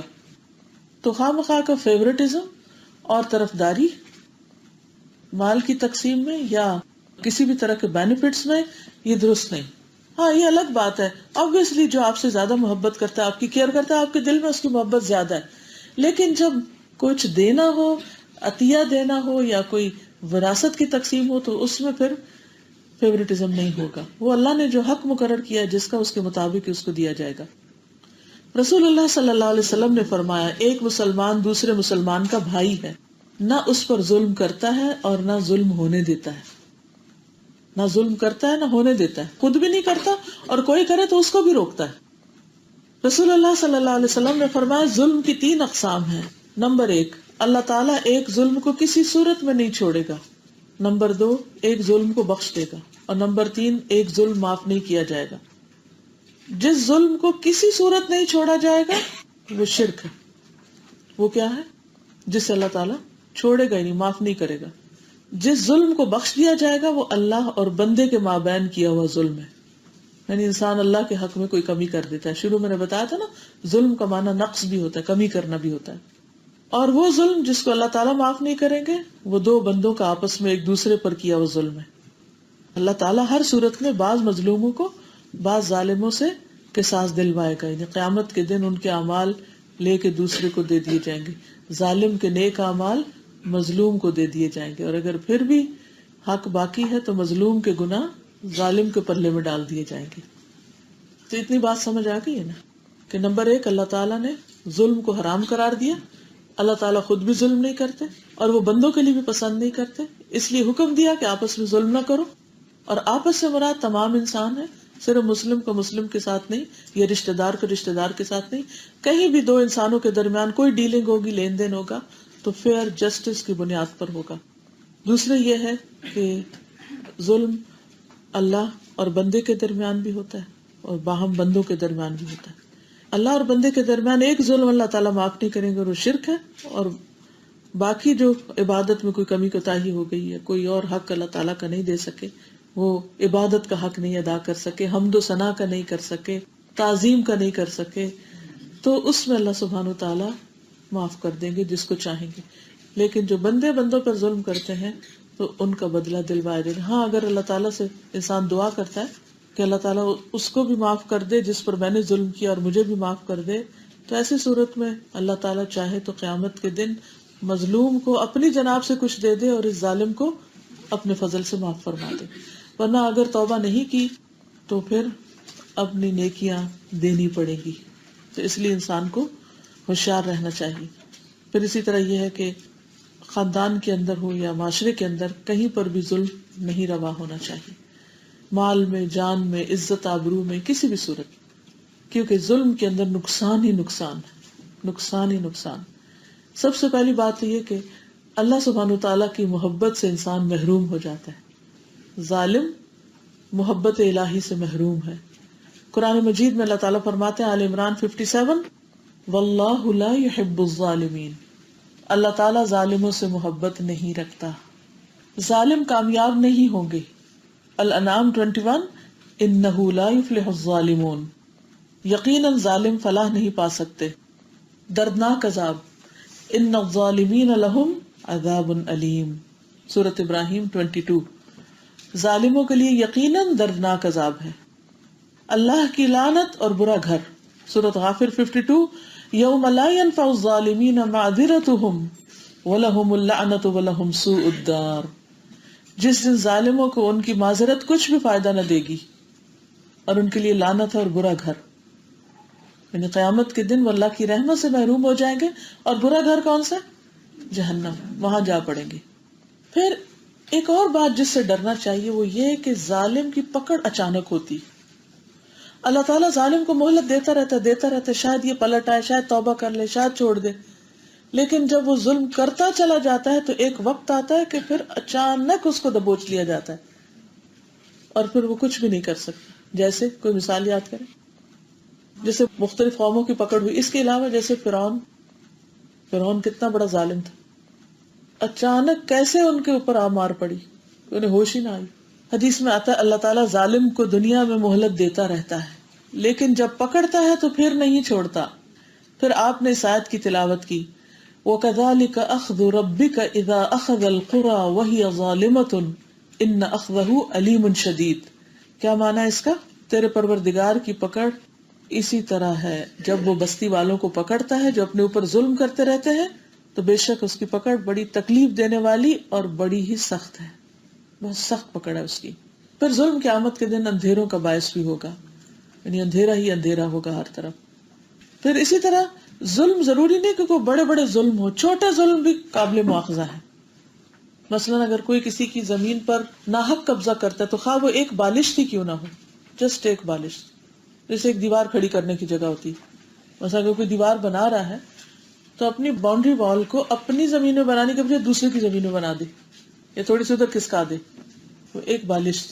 پوری باؤنڈری وال تو دور کی بات، اگر صرف اتنی سی زمین بھی اس نے ظلمن اپنی طرف کھینچ لی تو اس کے بارے میں آتا ہے کہ قیامت کے دن اس شخص کو اس بات پہ مجبور کیا جائے گا کہ وہ اسے 7ویں زمین تک کھودے، ڈگ کرے، کھودے کھودے کھودے کھودے 7ویں زمین تک نیچے، اتنی مشقت کرائی جائے گی. پھر وہ اس کے گلے میں توق بنا کے ڈال دیا جائے گا یہاں تک کہ لوگوں کے درمیان فیصلہ ہو جائے گی حشر کے میدان میں. استغفر اللہ. تو ہو سکتا ہے اس کے نام اعمال میں بہت سی نیکیاں ہوں جس کی وجہ سے آخر میں جنت میں جانے کا فیصلہ ہو جائے، لیکن اس ظلم کی وجہ سے وہ اتنی بڑی بلا اپنے گلے میں لے کے لٹکائے پھرے گا. لیکن تھوڑا سا ایکسٹرا وزن ہو جاتا ہے، اپنا ہی وزن زیادہ ہو جاتا ہے، سانس لینا مشکل ہوتا ہے، اور اگر بیگ بھاری ہو جائے تو چلنا مشکل ہوتا ہے. سردیوں میں کپڑے زیادہ پہن لیں تو زندگی عذاب بن جاتی. کہاں یہ کہ 7 زمینوں کا توق گلے میں لٹکا کے پھر انسان، اور وہ زمین کہاں گئی جو کسی کی ہتھیائی تھی، وہ تو مر کے وہیں چھوڑا ہے، تو اپنے تو کسی کام نہ آئی، صرف چند سال کے لیے، اور صرف لالچ کی بنیاد پر کسی کا حصہ مار لے انسان. اس لیے انسان کو چھوٹے چھوٹے ظلم سے بھی بچنا چاہیے. اور کہاں یہ کہ انسان بہن بھائیوں کی زمین پہ ناجائز قبضہ کر کے بیٹھا ہوا ہو اور عورتوں کو حصہ ہی نہ دے اس میں سے، اور اپنے ہاتھ سے لکھ دے. اسی لیے حدیث میں آتا ہے نا کہ ایک شخص ساری زندگی نیک کام کرتا ہے، انتہائی عبادت گزار، مرتے وقت وصیت غلط لکھ جاتا ہے، وراثت کی تقسیم میں ظلم کر جاتا ہے، پوری زندگی کی عبادت برباد ہو جاتی ہے، اور انسان اپنے جہنم کا ایندھن اکٹھا کر کے جاتا ہے. لیکن اس کے باوجود کتنا ظلم ہو رہا ہے یہ لوگوں کے اوپر. اور عموماً معاملات میں ہی ظلم ہوتا ہے، لین دین میں ہی ظلم ہوتا ہے نا، کہ جب کسی کے حصے بنا کر کسی کا حق اس کو دینا ہوتا ہے تو اس میں انسان پرواہ نہیں کرتا. رسول اللہ صلی اللہ علیہ وسلم نے فرمایا قیامت کے دن ایک ایسا آدمی آئے گا جسے یہ امید ہوگی کہ وہ اپنی نیکیوں کے بلبوتے پر نجات پا جائے گا، یہ بہت بڑا نیک انسان تھا، بڑا عبادت گزار تھا. تو اس سے کیا ہوگا، اس نے جن جن پر ظلم کیا ہوگا وہ آ کر اس کی نیکیاں لیتے رہیں گے حتیٰ کہ اس کی نیکیاں ختم ہو جائیں گی. پھر ایک مظلوم آ جائے گا اور اب اس کی نیکیاں بھی ختم، لہذا مظلوم کی برائیاں اس کے کھاتے میں ڈال دی جائیں گی، اور وہ بڑے سے بڑا متقی پرہیزگار اور نیک انسان جو بڑا ہی عبادت گزار تھا، خالی ہاتھ جہنم میں پھینک دیا جائے گا. عبادت اپنی جگہ، تقویٰ اپنی جگہ، نیکیاں اپنی جگہ، لیکن لوگوں کے حقوق میں کمی بیشی اور ان کے ساتھ ظلم زیادتی بہت بڑا جرم ہے، کیونکہ اس سے دوسروں کی زندگیوں میں بڑی تکلیف اور بے چینی پیدا ہو جاتی ہے. انسان ان کو غمگین اور دکھی کر دیتا ہے. بعض اوقات وہ ظلم صرف ان پر نہیں، ان کی نسلوں پر بھی ساتھ ہو جاتا ہے. پھر یہ کہ ناحق ایک لقمہ بھی کھانا یا ناحق کسی اور کا کپڑا پہننا بھی عذاب کا باعث ہے. نبی صلی اللہ علیہ وسلم نے فرمایا جس نے کسی مسلمان کا ناحق ایک لقمہ بھی کھایا تو اللہ تعالیٰ اسے اتنا ہی جہنم کا کھانا کھلائیں گے. جس نے کسی مسلمان کا ناحق کپڑا پہنا تو اللہ تعالیٰ اسی کے بقدر جہنم کا کپڑا پہنائے گی. یہ مسند احمد کی روایت ہے. 18011 اس کا نمبر ہے. یعنی کس قدر ڈرنے کی بات ہے، کس قدر فکر کی ضرورت ہے. اسی لیے عام طور پر آپ نے دیکھا ہوگا کہ پہلے بڑے بزرگ جو ہوتے تھے وہ کہیں کسی کے پاس جاتے تو واپسی پر، جدائی پر کہتے اچھا کھایا پیا معاف کر دینا، یا کوئی حج پہ جا رہا ہے یا کچھ، تو انہیں شاید حدیثیں تو یاد نہیں تھی، لیکن وہ ایک دین کا عملی پہلو جو ان کی زندگیوں میں تھا وہ نسل در نسل پریکٹس چلتی چلی آ رہی تھی. اب تو یہ پریکٹسز بھی ختم ہو گئی ہیں، اس قدر جہالت ہو گئی کہ کسی سے معافی مانگنا اپنی عزت اور انا کے خلاف سمجھا جاتا ہے. حدیث کا اگلا حصہ ہے یا عبادی کلکم ضال فاستہدونی اہدکم. اے میرے بندو تم سب کے سب بھٹکے ہوئے ہو، یعنی صراط مستقیم سے ہٹے ہوئے، الا من ہدیتہ، مگر جس کو میں نے ہدایت دی، یعنی جس کو میں نے علم دیا، جس کو میں نے توفیق دی، یعنی علم بھی دیا اور عمل کی توفیق بھی دی. ہدایت کے 2 معنی ہوتے ہیں نا، ٹھیک ہے نا، ایک ہدایت ارشاد ہوتا ہے اور ایک ہدایت توفیق ہوتا ہے. ہدایت ارشاد ہوتا ہے جس میں کسی کو کوئی علم حاصل ہو جاتا ہے کہ صحیح کیا اور غلط کیا ہے، اور ہدایت توفیق کیا ہے کہ جس میں عمل کی توفیق ہو جاتی. آپ نے دیکھا ہوگا کچھ لوگ بہت کچھ جانتے ہیں لیکن ان کا عمل کچھ بھی نہیں ہوتا. وہ صرف دوسروں کو بتاتے رہتے، خود کچھ نہیں کرتے. اور کچھ لوگوں کے پاس زیادہ علم تو نہیں ہوتا لیکن عمل میں بہت اچھے ہوتے ہیں، معاملات میں بڑے کھڑے ہوتے ہیں، لین دین میں بڑے سچے ہوتے ہیں، زبان کے بہت اچھے ہوتے ہیں. تو اس لیے کلکم ضال، تم سب بھٹکے ہوئے ہو، یعنی غلطیاں کرتے رہتے ہو، ادھر ادھر بھٹکتے رہتے ہو. مگر یہ کہ جس کو میں ہدایت دوں، یعنی جس کو میں علم دوں اور عمل کی توفیق بھی دوں. تو یہ کہاں سے ملیں گے؟ اللہ سبحانہ وتعالیٰ سے. فاستہدونی اہدکم، مجھ سے مانگو میں تمہیں دوں گا. یعنی مجھ سے ہدایت مانگو، عمل کی توفیق مانگو، میں تمہیں عطا کروں گا. تو یہ انسان کی اپنی قابلیت نہیں ہوتی بلکہ اللہ کی توفیق سے ہوتا ہے یہ سب کچھ، علم کا بھی ملنا اور پھر عمل کی توفیق ملنا. اور یہ یاد رکھیے کہ ہدایت اللہ ہی کی ذمہ ہے. قرآن مجید میں آتا ہے نا، ان علینا للہدی وان لنا للآخرۃ والأولی، ہدایت دینا ہمارے ہی ذمہ ہے. ہدایت اصل میں اللہ سبحانہ وتعالیٰ کے پاس ہے، کیونکہ علم کامل اسی کے پاس ہے، کسی اور کے پاس نہیں. دنیا کا بڑے سے بڑا اسکالر اور بڑے سے بڑا مفسر اور بڑے سے بڑا سائنٹسٹ نہیں جانتا مگر وہی جو اللہ نے اس کو دیا، اور اصل علم اسی کے پاس. اور جسے اللہ ہدایت دے وہی ہدایت پاتا ہے. وَمَن يَهْدِ اللَّهُ فَهُوَ الْمُهْتَدِي وَمَن يُضْلِلْ فَأُولَٰئِكَ هُمُ الْخَاسِرُونَ. جسے اللہ دے وہی ہدایت پانے والا ہے، اور جسے وہ گمراہ کر دے وہ خسارہ اٹھانے والے ہیں، نقصان اٹھانے والے ہیں. سورۃ بنی اسرائیل میں آتا ہے وَمَن يَهْدِ اللَّهُ فَهُوَ الْمُهْتَدِ وَمَن يُضْلِلْ فَلَن تَجِدَ لَهُمْ أَوْلِيَاءَ مِن دُونِهِ وَنَحْشُرُهُمْ يَوْمَ الْقِيَامَةِ عَلَى وُجُوهِهِمْ عُمْيًا وَبُكْمًا وَصُمًّا مَأْوَاهُمْ جَهَنَّمُ كُلَّمَا خَبَتْ زِدْنَاهُمْ سَعِيرًا. جسے اللہ ہدایت دے دے وہی ہدایت پا سکتا ہے، جسے وہ گمراہ کرے تو ایسے لوگوں کے لیے اللہ کے سوا آپ کوئی مددگار نہ پائیں گے. اور قیامت کے دن ہم انہیں اوندھے منہ، اندھے، گنگے اور بہرے بنا کر اٹھائیں گے. ان کا ٹھکانہ جہنم ہے، جب بھی اس کی آگ بجھنے لگے گی ہم اسے اور بھڑکا دیں گے، یعنی آگ ٹھنڈی نہیں ہونے پائے گی. تو ہم سب کو یہ بات یاد رکھنی چاہیے کہ اگر اللہ تعالیٰ نہ ہوتا تو ہمیں ہدایت نہ ہوتی. اللہم لولا انت مہتدینا ولا تصدقنا ولا صلینا. اللہ اگر تو ہدایت نہ دیتا اور فضل نہ فرماتا تو نہ ہم صدقہ دیتے نہ نماز پڑھتے، ہمیں پتہ ہی نہ ہوتا. آج بھی آپ دیکھیں بہت سے لوگ اندھیروں میں زندگی بسر کر رہے ہیں، بھٹک رہے ہیں ادھر ادھر، پتہ ہی نہیں کیا کرنا چاہیے کیا نہیں کرنا چاہیے. تو اس لیے نعمت ہدایت کے ملنے پر شکرانہ ادا کرنے کے لیے ان لوگوں کو بھی اس رستے پر لانا چاہیے. اور اس سے نہیں گھبرانا چاہیے لوگ بدلتے نہیں، لوگ سنتے نہیں، لوگ مانتے نہیں، لوگ پڑھتے نہیں. وہ تو اللہ ہی دے گا نا. ہمارا فرض کیا ہے؟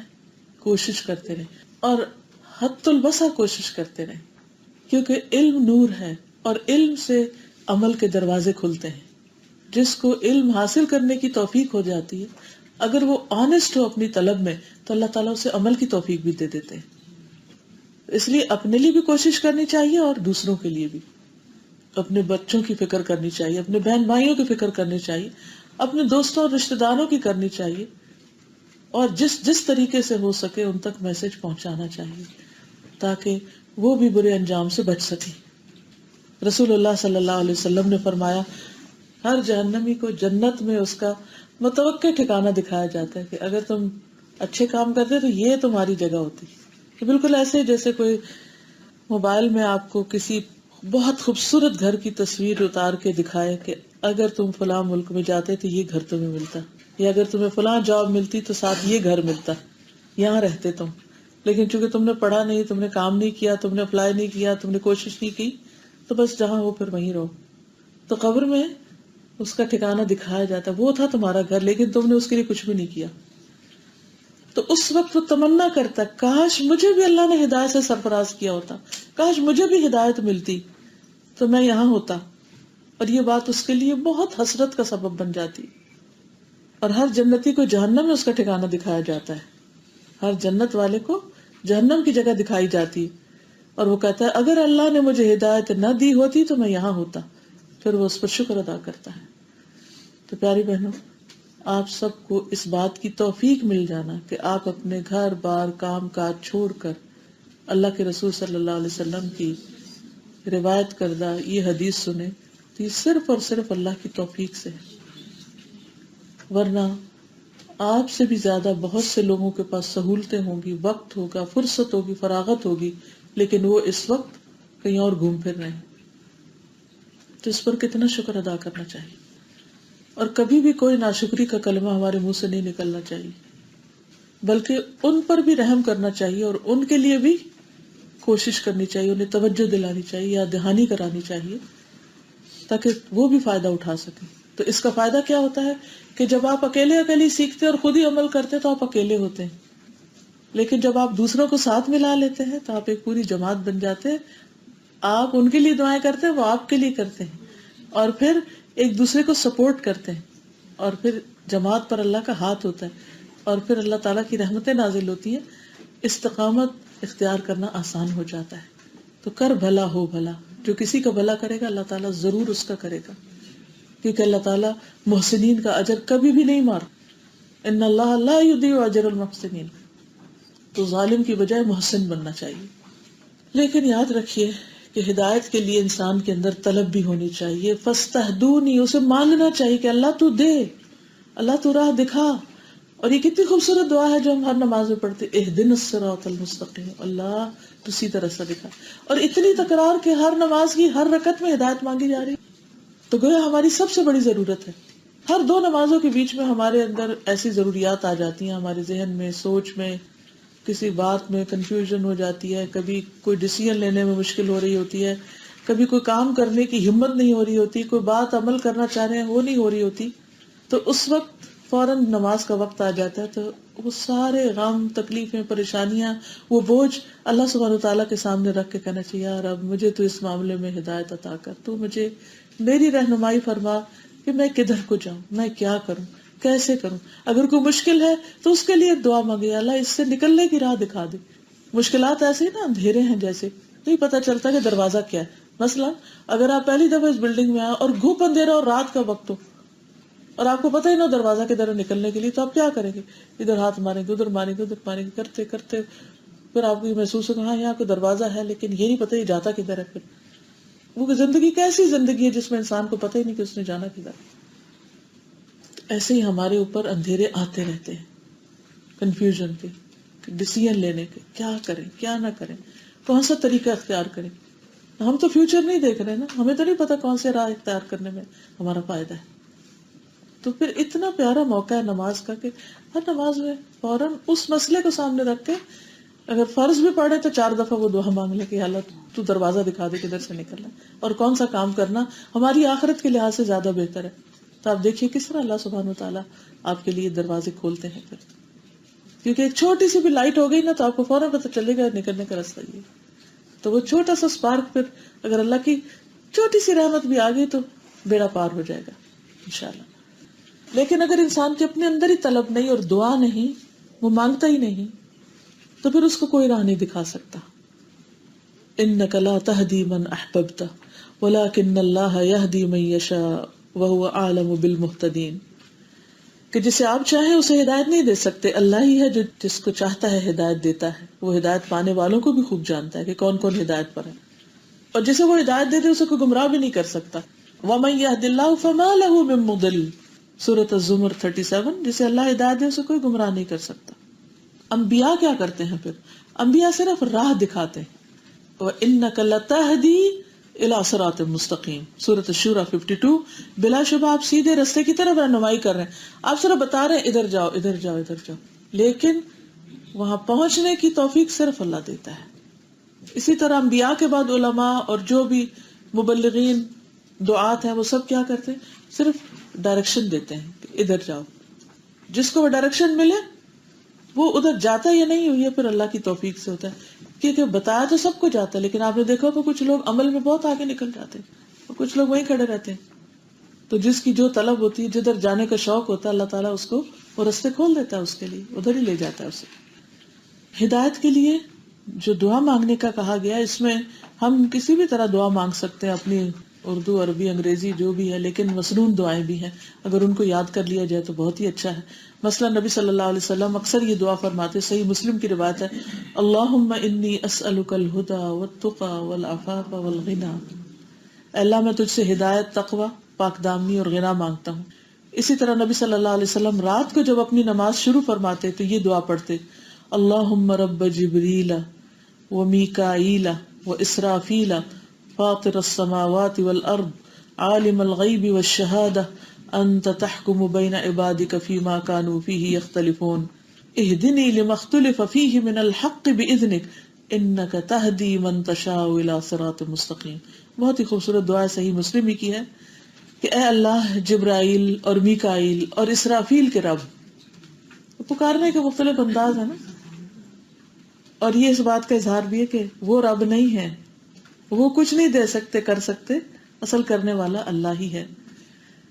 آسمانوں اور زمین کے پیدا کرنے والے، ظاہر اور باطن کے جاننے والے، تو ہی اپنے بندوں کے درمیان فیصلہ کرے گا جس میں وہ اختلاف کر رہے ہیں. ہدایت کی وہاں بھی ضرورت ہوتی ہے نا، صحیح چیز کی، صحیح ڈائریکشن لینے کی، جہاں لوگوں میں اختلاف بہت ہو. جیسے بعض اوقات فقہی اختلافات ہوتے ہیں، بعض اوقات گروہی، لسانی، کئی طرح کے اختلافات ہوتے ہیں. انسان کو سمجھ نہیں آتی کہ وہ کرے کیا، کدھر جائے.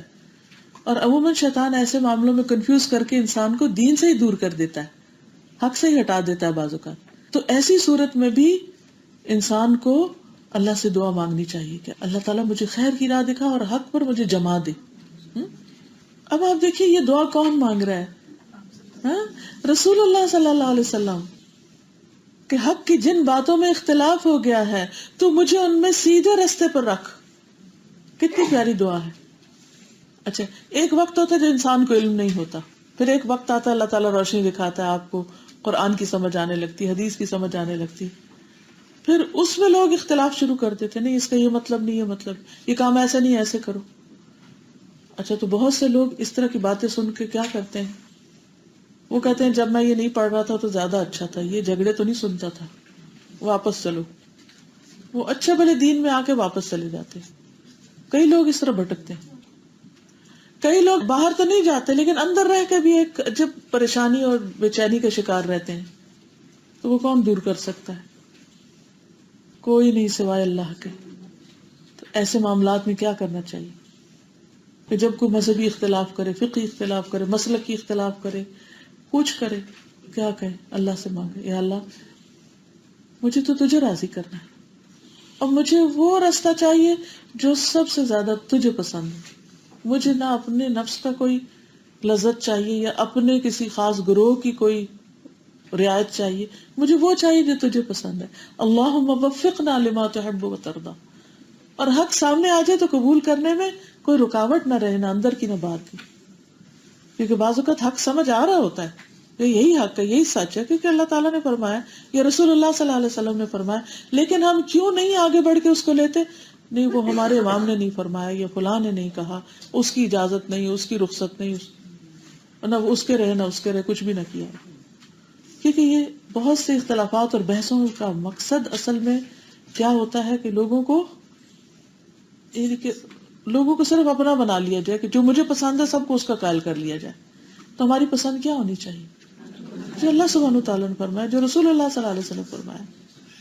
یہ تھوڑی دیکھنا میرا استاد کیا کہتا ہے، میری جماعت کیا کہتی ہے، میرا گروہ کیا کہتا ہے.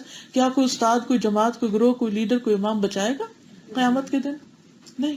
تو حق کو تلاش کرنے کے لیے ہم میں سے ہر ایک کی سنسیئر، سنجیدہ اور سچی آنےسٹ ڈیزائر اور دعا اور طلب یہ ہونی چاہیے کہ اللہ تعالیٰ آپ میرے لیے چوز کر دیں کہ اس میں سے آپ کو کیا پسند ہے. مجھے سمجھ نہیں آ رہی، جو آپ کو پسند ہے بس مجھے وہ کرنا ہے. مجھے یہ نہیں دیکھنا کس کو کیا پسند ہے، مجھے یہ دیکھنا آپ کو کیا پسند ہے. بس میرا ہاتھ پکڑ کے آپ اس طرف لے جائیں. جب انسان اپنی طلب میں آنےسٹ ہوگا تو بلیو میں اللہ تعالیٰ ضرور راہ دکھا دے گا. لیکن اگر اندر میں کوئی خرابی ہوتی ہے نا، کہ جب آپ کے اندر کسی ایک طرف آپ جھک رہے ہوتے ہیں یا دوسری طرف جھک رہے ہوتے ہیں، تو پھر اللہ تعالیٰ چھوڑ دیتا ہے کہ چلو بھٹکتے رہو. پھر اینڈ آف دا ڈے ہم نے کس کے سامنے جا کے کھڑے ہونا ہے؟ کس نے ہمارے اعمال دیکھنے، کس نے حساب لینا ہے؟ اللہ سبحانہ وتعالیٰ نے. اس لیے اس کو راضی کرنا ہی ہمارا منتہا نظر ہونا چاہیے. بس یہ ہمارا گول کہ اس کو راضی کرنا ہے، بندوں کو نہیں. کیونکہ اگر آپ بندوں کی مرضی کی 100 باتیں کریں گے نا اور ایک صرف آپ نے ان کے خلاف کر دی نا، تو کیا ہوگا؟ وہ 100 بھول جائیں گے اور ایک پہ پکڑ لیں گے آپ. کبھی بندے بھی راضی ہوئے؟ اگر بندوں کو راضی بھی کرنا ہے تو بس اللہ کو راضی کرنے کے لیے بس. اور پھر اس کے بعد انسان کو اتنا اطمینان ہوتا ہے کہ ساری دنیا بھی ناراض ہو جائے تو انسان کہتا ہے یار تیری خاطر بس، اگر تو راضی ہے تو مجھے کسی کی بھی پرواہ نہیں، اور اگر تو ناراض ہے اور ساری دنیا مجھ سے راضی ہے، سب مجھ سے خوش ہیں، تو مجھے کوئی فائدہ نہیں. تو نبی صلی اللہ علیہ وسلم یہ دعا مانگتے تھے کہ اختلاف کے معاملے میں مجھے تو سیدھے رستے پر رکھ، بے شک تو ہی جسے چاہتا ہے سیدھے رستے کی ہدایت فرماتا ہے. پھر دوسروں کو بھی اللہ سے ہدایت مانگنا سکھانا چاہیے. یہ نہیں کہنا چاہیے کہ میں ہدایت دیتی ہوں کسی کو یہ دیتا ہوں، نہیں، اللہ تعالیٰ ہی کی طرف راغب کرنا چاہیے. حضرت علی رضی اللہ تعالیٰ عنہ سے روایت ہے کہ رسول اللہ صلی اللہ علیہ وسلم نے مجھ سے فرمایا، اے علی یہ دعا مانگا کرو، اللہم اہدنی وسددنی، اے اللہ مجھے ہدایت عطا فرما اور سیدھا رکھ. اور ہدایت کے وقت اپنے راستے کی ہدایت اور سیدھا کرنے کی دعا کے وقت تیر کے سیدھا ہونے کو پیش نظر رکھو. جیسے تیر سیدھا ہوتا ہے نا، تو یا اللہ مجھے اتنا سیدھا کر دے، کوئی ٹیڑھ نہ رہے مجھ میں، نہ میری تھنکنگ میں کوئی ٹیڑھ رہے اور نہ میرے عمل میں، اسٹریٹ. سددنی، تسدید کہتے ہیں تیر کو سیدھا کرنے کو. حضرت حسین بن علی جو نبی صلی اللہ علیہ وسلم کے نواسے ہیں، حضرت علی کے بیٹے ہیں، وہ کہتے ہیں کہ رسول اللہ صلی اللہ علیہ وسلم نے مجھے چند کلمات سکھائے جن کو میں وتر میں پڑھتا ہوں. ابو داؤد کی روایت ہے، اور وہ کلمات ہیں، اللہم اہدنی فی من ہدیت وعافنی فی من عافیت وتولنی فی من تولیت وبارک لی فی ما اعطیت وقنی شر ما قضیت فانک تقضی ولا یقضی علیک انہ لا یذل من والیت ولا یعز من عادیت تبارکت ربنا وتعالیت نستغفرک ونتوب الیک. تو یہ حضرت حسین رضی اللہ تعالیٰ عنہ کو نبی صلی اللہ علیہ وسلم نے دعا سکھائی تھی جو وتر میں پڑھتے تھے. پھر اسی طرح جب کوئی نیا مسلمان ہوتا ہے اس کو بھی دعا سکھانی چاہیے ہدایت کی. یعنی کوئی نیو مسلم ہوتا ہے کہ وہ اس کے لیے بڑا نازک مرحلہ ہوتا ہے کہ وہ ادھر آئے یا واپس پلٹ جائے، اور کئی کیسز میں ہوتا بھی ہے کہ لوگ آتے ہیں اور پھر پیچھے چلے جاتے ہیں. تو حدیث میں آتا ہے، صحیح مسلم کی حدیث ہے کہ رسول اللہ صلی اللہ علیہ وسلم ہر مسلمان ہونے والے آدمی کو یہ دعا سکھاتے تھے.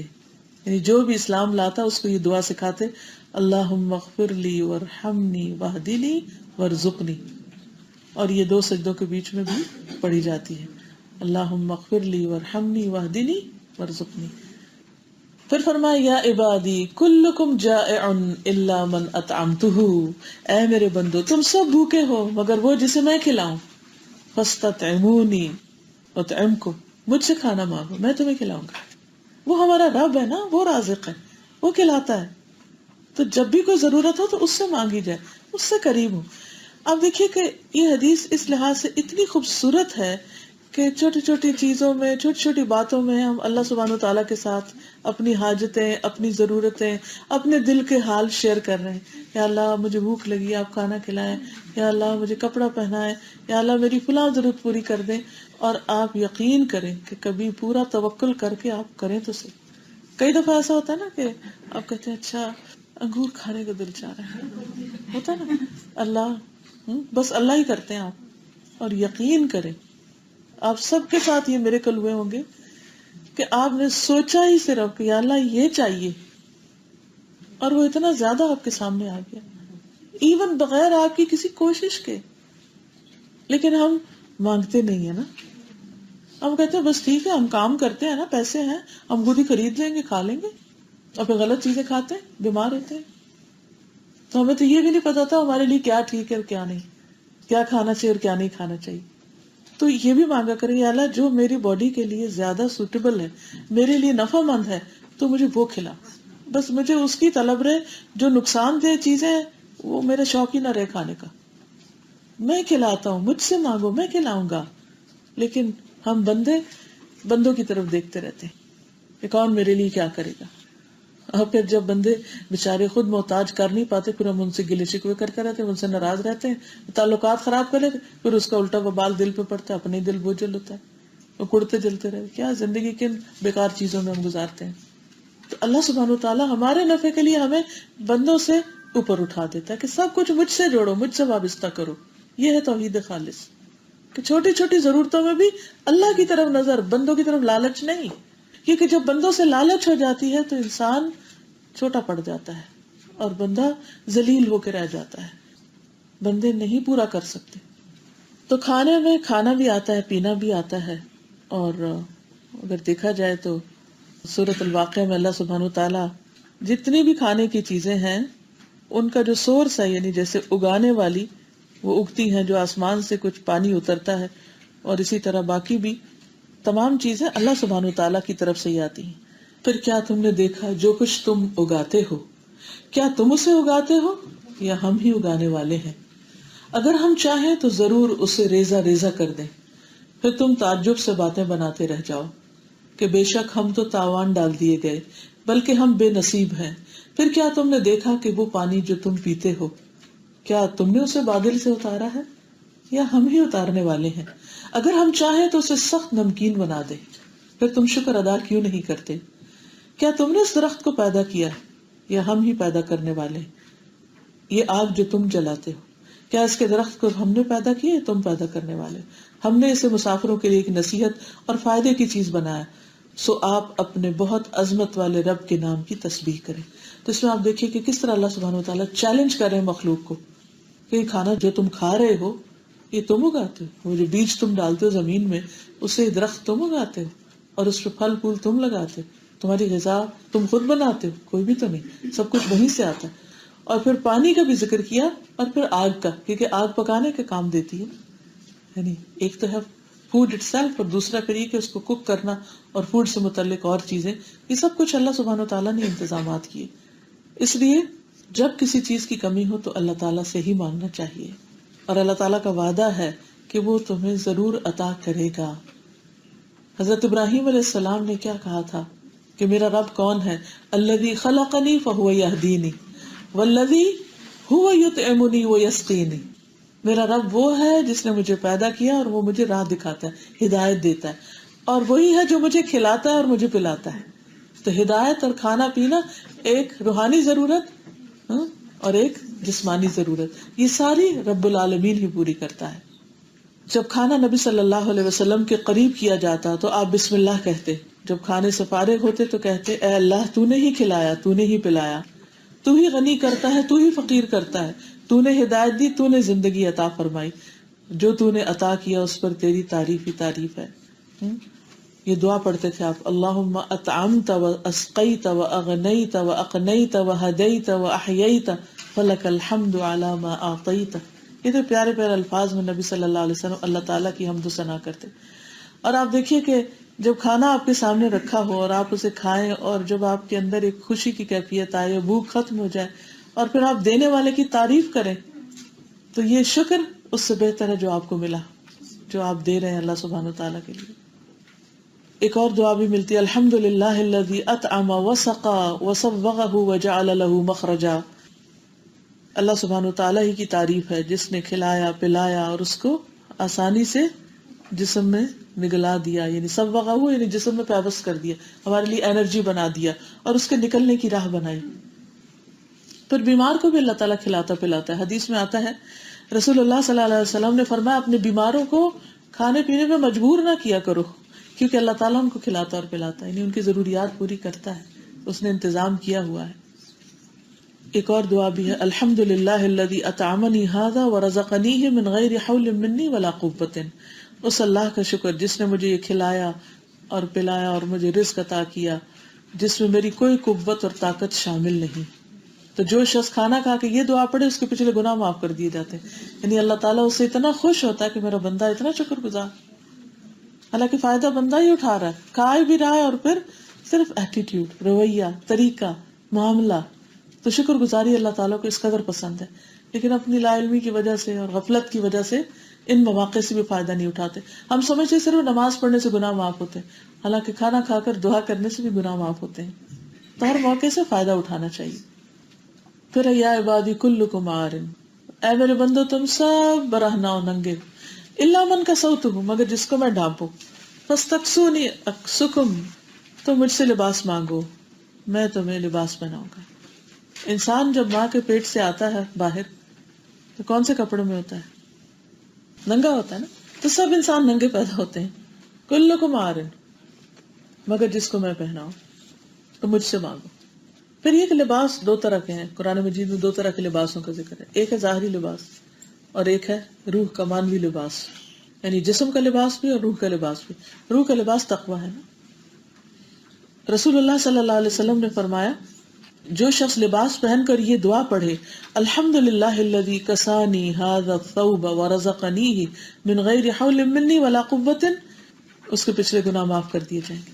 یعنی لباس پہن کر بھی اللہ کا شکر ادا کرے تو اس پر بھی معافی گناہوں. اور پھر آپ دیکھیے کہ انسان کو ہمیشہ یہ سوچنا چاہیے کہ لباس مجھے اللہ نے دیا ہے، اس کی عنایت ہوئی مجھ پر.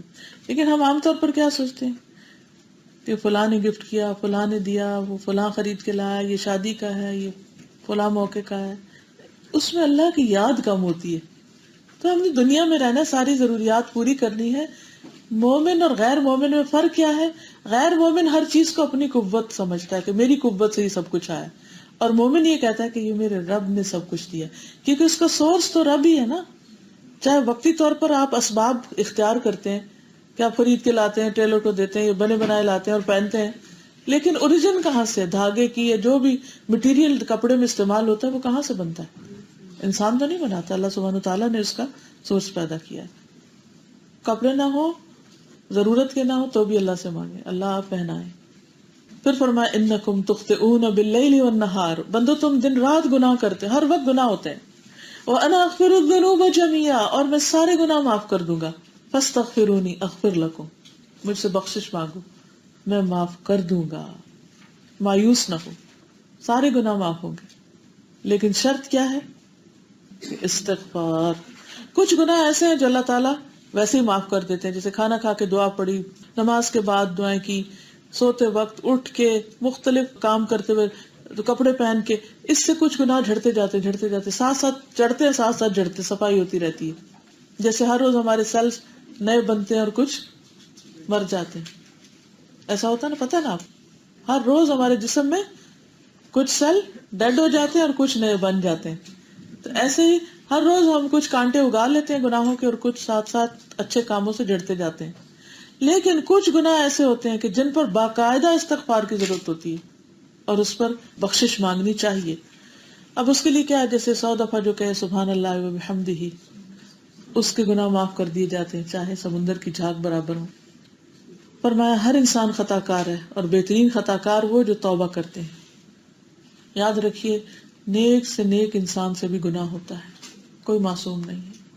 پیغمبر بس معصوم ہوتے ہیں، عام بندے، کوئی اسکالر ہو، کوئی عابد ہو، کوئی زاہد ہو، کوئی عالم ہو، کچھ بھی ہو، سب گناہ گار ہیں. سب سے غلطیاں ہوتی ہیں، سب سے خطائیں ہوتی ہیں، سب سے قصور ہوتے ہیں. فلا تزکوا انفسکم، اپنے آپ کو کوئی پاک نہ کہے کہ مجھ سے تو کبھی غلطی نہیں ہوئی. یہ کسی انسان کے بارے میں یہ نہ سوچیں کہ اس نے کبھی کوئی غلطی نہیں کی یا کی ہوگی، نہیں. کیونکہ جب ہم یہ عقیدہ رکھ لیتے ہیں نا یہ تو اور غلطی سے پاک ہے، پھر اس میں کوئی غلطی دیکھتے ہیں تو ایک دم ہمارا محل گر جاتا ہے، اچھا اس نے بھی غلطی کی. تو ہر انسان انسان ہے، لیکن یہ نہیں کہ اگر کسی نے ایک غلطی کی تو اس کی 100 نیکیوں کو آپ ختم کر دیں یا اس کو کہیں کہ یہ تو ہے ہی گناہ گار. تو اس میں ہونا کیا چاہیے کہ انسان جب گناہ کرے تو معافی مانگ لے. سلسلہ صحیحہ کی حدیث ہے، نبی صلی اللہ علیہ وسلم نے فرمایا ہر مومن آدمی سے کوئی نہ کوئی ایسا گناہ سرزد ہو جاتا ہے جس کو وہ وقتاً فوقتاً کرتا رہتا ہے. سب سے ہوتے ہیں گناہ. یا کوئی ایسا گناہ ہوتا ہے جس پر وہ قائم رہتا ہے اور اس کو چھوڑتا ہی نہیں حتیٰ کہ وہ دنیا چھوڑ جاتا ہے. یعنی کچھ گناہ مرتے دم تک ساتھ چلتے ہیں. مومن کو اس حال میں پیدا کیا گیا کہ وہ فتنوں میں گرنے والا، توبہ کرنے اور بھولنے والا ہوتا ہے، لیکن جب اسے نصیحت کی جاتی ہے تو وہ نصیحت قبول کرنے والا ہوتا ہے. وہ مان جاتا ہے، ہاں ٹھیک ہے. وہ ضدی نہیں ہوتا، ہٹ درم نہیں ہوتا، اپنے گناہوں پر اصرار نہیں کرتا. تو یہ مومن کی صفت ہے. تو ہم اپنے آپ کو دیکھیں، اپنے ایمان کو دیکھیں کہ کتنا ہے کہ اگر ہمیں کوئی ہماری غلطی بتائے تو ہم کیا کہتے ہیں؟ اچھا چپ رہو، تم مجھے مت کچھ کہو. یا کہتے ہیں کہ ہاں واقعی مجھ سے غلطی ہو گئی، اللہ مجھے معاف کر دے، آپ بھی دعا کریں کہ میری معافی ہو جائے. تو اللہ کو وہ بندے زیادہ پسند ہیں کہ جو توبہ کر لیتے ہیں. اور فرمایا کہ التائب من الذنب کمن لا ذنب لہ، جو گناہ سے توبہ کر لے وہ ایسا جیسے اس نے کوئی گناہ کیا ہی نہ ہو. اور ویسے بھی ہمارا رب غفور الرحیم ہے. قل یا عبادی الذین اسرفوا علی انفسہم لا تقنطوا من رحمۃ اللہ ان اللہ یغفر الذنوب جميعا انہ هو الغفور الرحیم. آپ لوگوں سے کہہ دیجیے اے میرے بندو جنہوں نے اپنے ساتھ زیادتی کی ہے، اللہ کی رحمت سے مایوس نہ ہو، اللہ تعالیٰ یقیناً سارے گناہ معاف کر دے گا کیونکہ وہ غفور الرحیم ہے. اس لیے اگر کچھ بھی ہو گیا زندگی میں، بڑی سے بڑی زیادتی ہوگی تو اس کی اصلاح کر لیں، اس غلطی کو چھوڑ دیں توبہ کر لیں اور آئندہ اچھی زندگی بسر کر لیں. اور اس میں آپ دیکھیں کہ بندوں کے سامنے بھی اعتراف کرنے میں کوئی دیر نہیں لگانی چاہیے. کسی کے ساتھ زیادتی ہوگی، سوری کر لیں، اچھا سوری، کیا ہو جائے گا؟ کچھ بھی نہیں ہوتا. بچوں کے ساتھ، بڑوں کے ساتھ، میاں کے ساتھ، بہن بھائیوں کے ساتھ، کسی کے ساتھ، کسی کلیگ کے ساتھ سوری کر لیا بس. تو اس سے کیا ہوتا ہے؟ اپنا دل آزاد ہو جاتا ہے، وہ گرہ کھل جاتی، اللہ کی رحمت آتی. دوسرا معاف کرے یا نہ کرے پھر یہ اس پر ہے، لیکن اللہ تعالیٰ پھر ایسے بندے کو معاف کر دیتا ہے.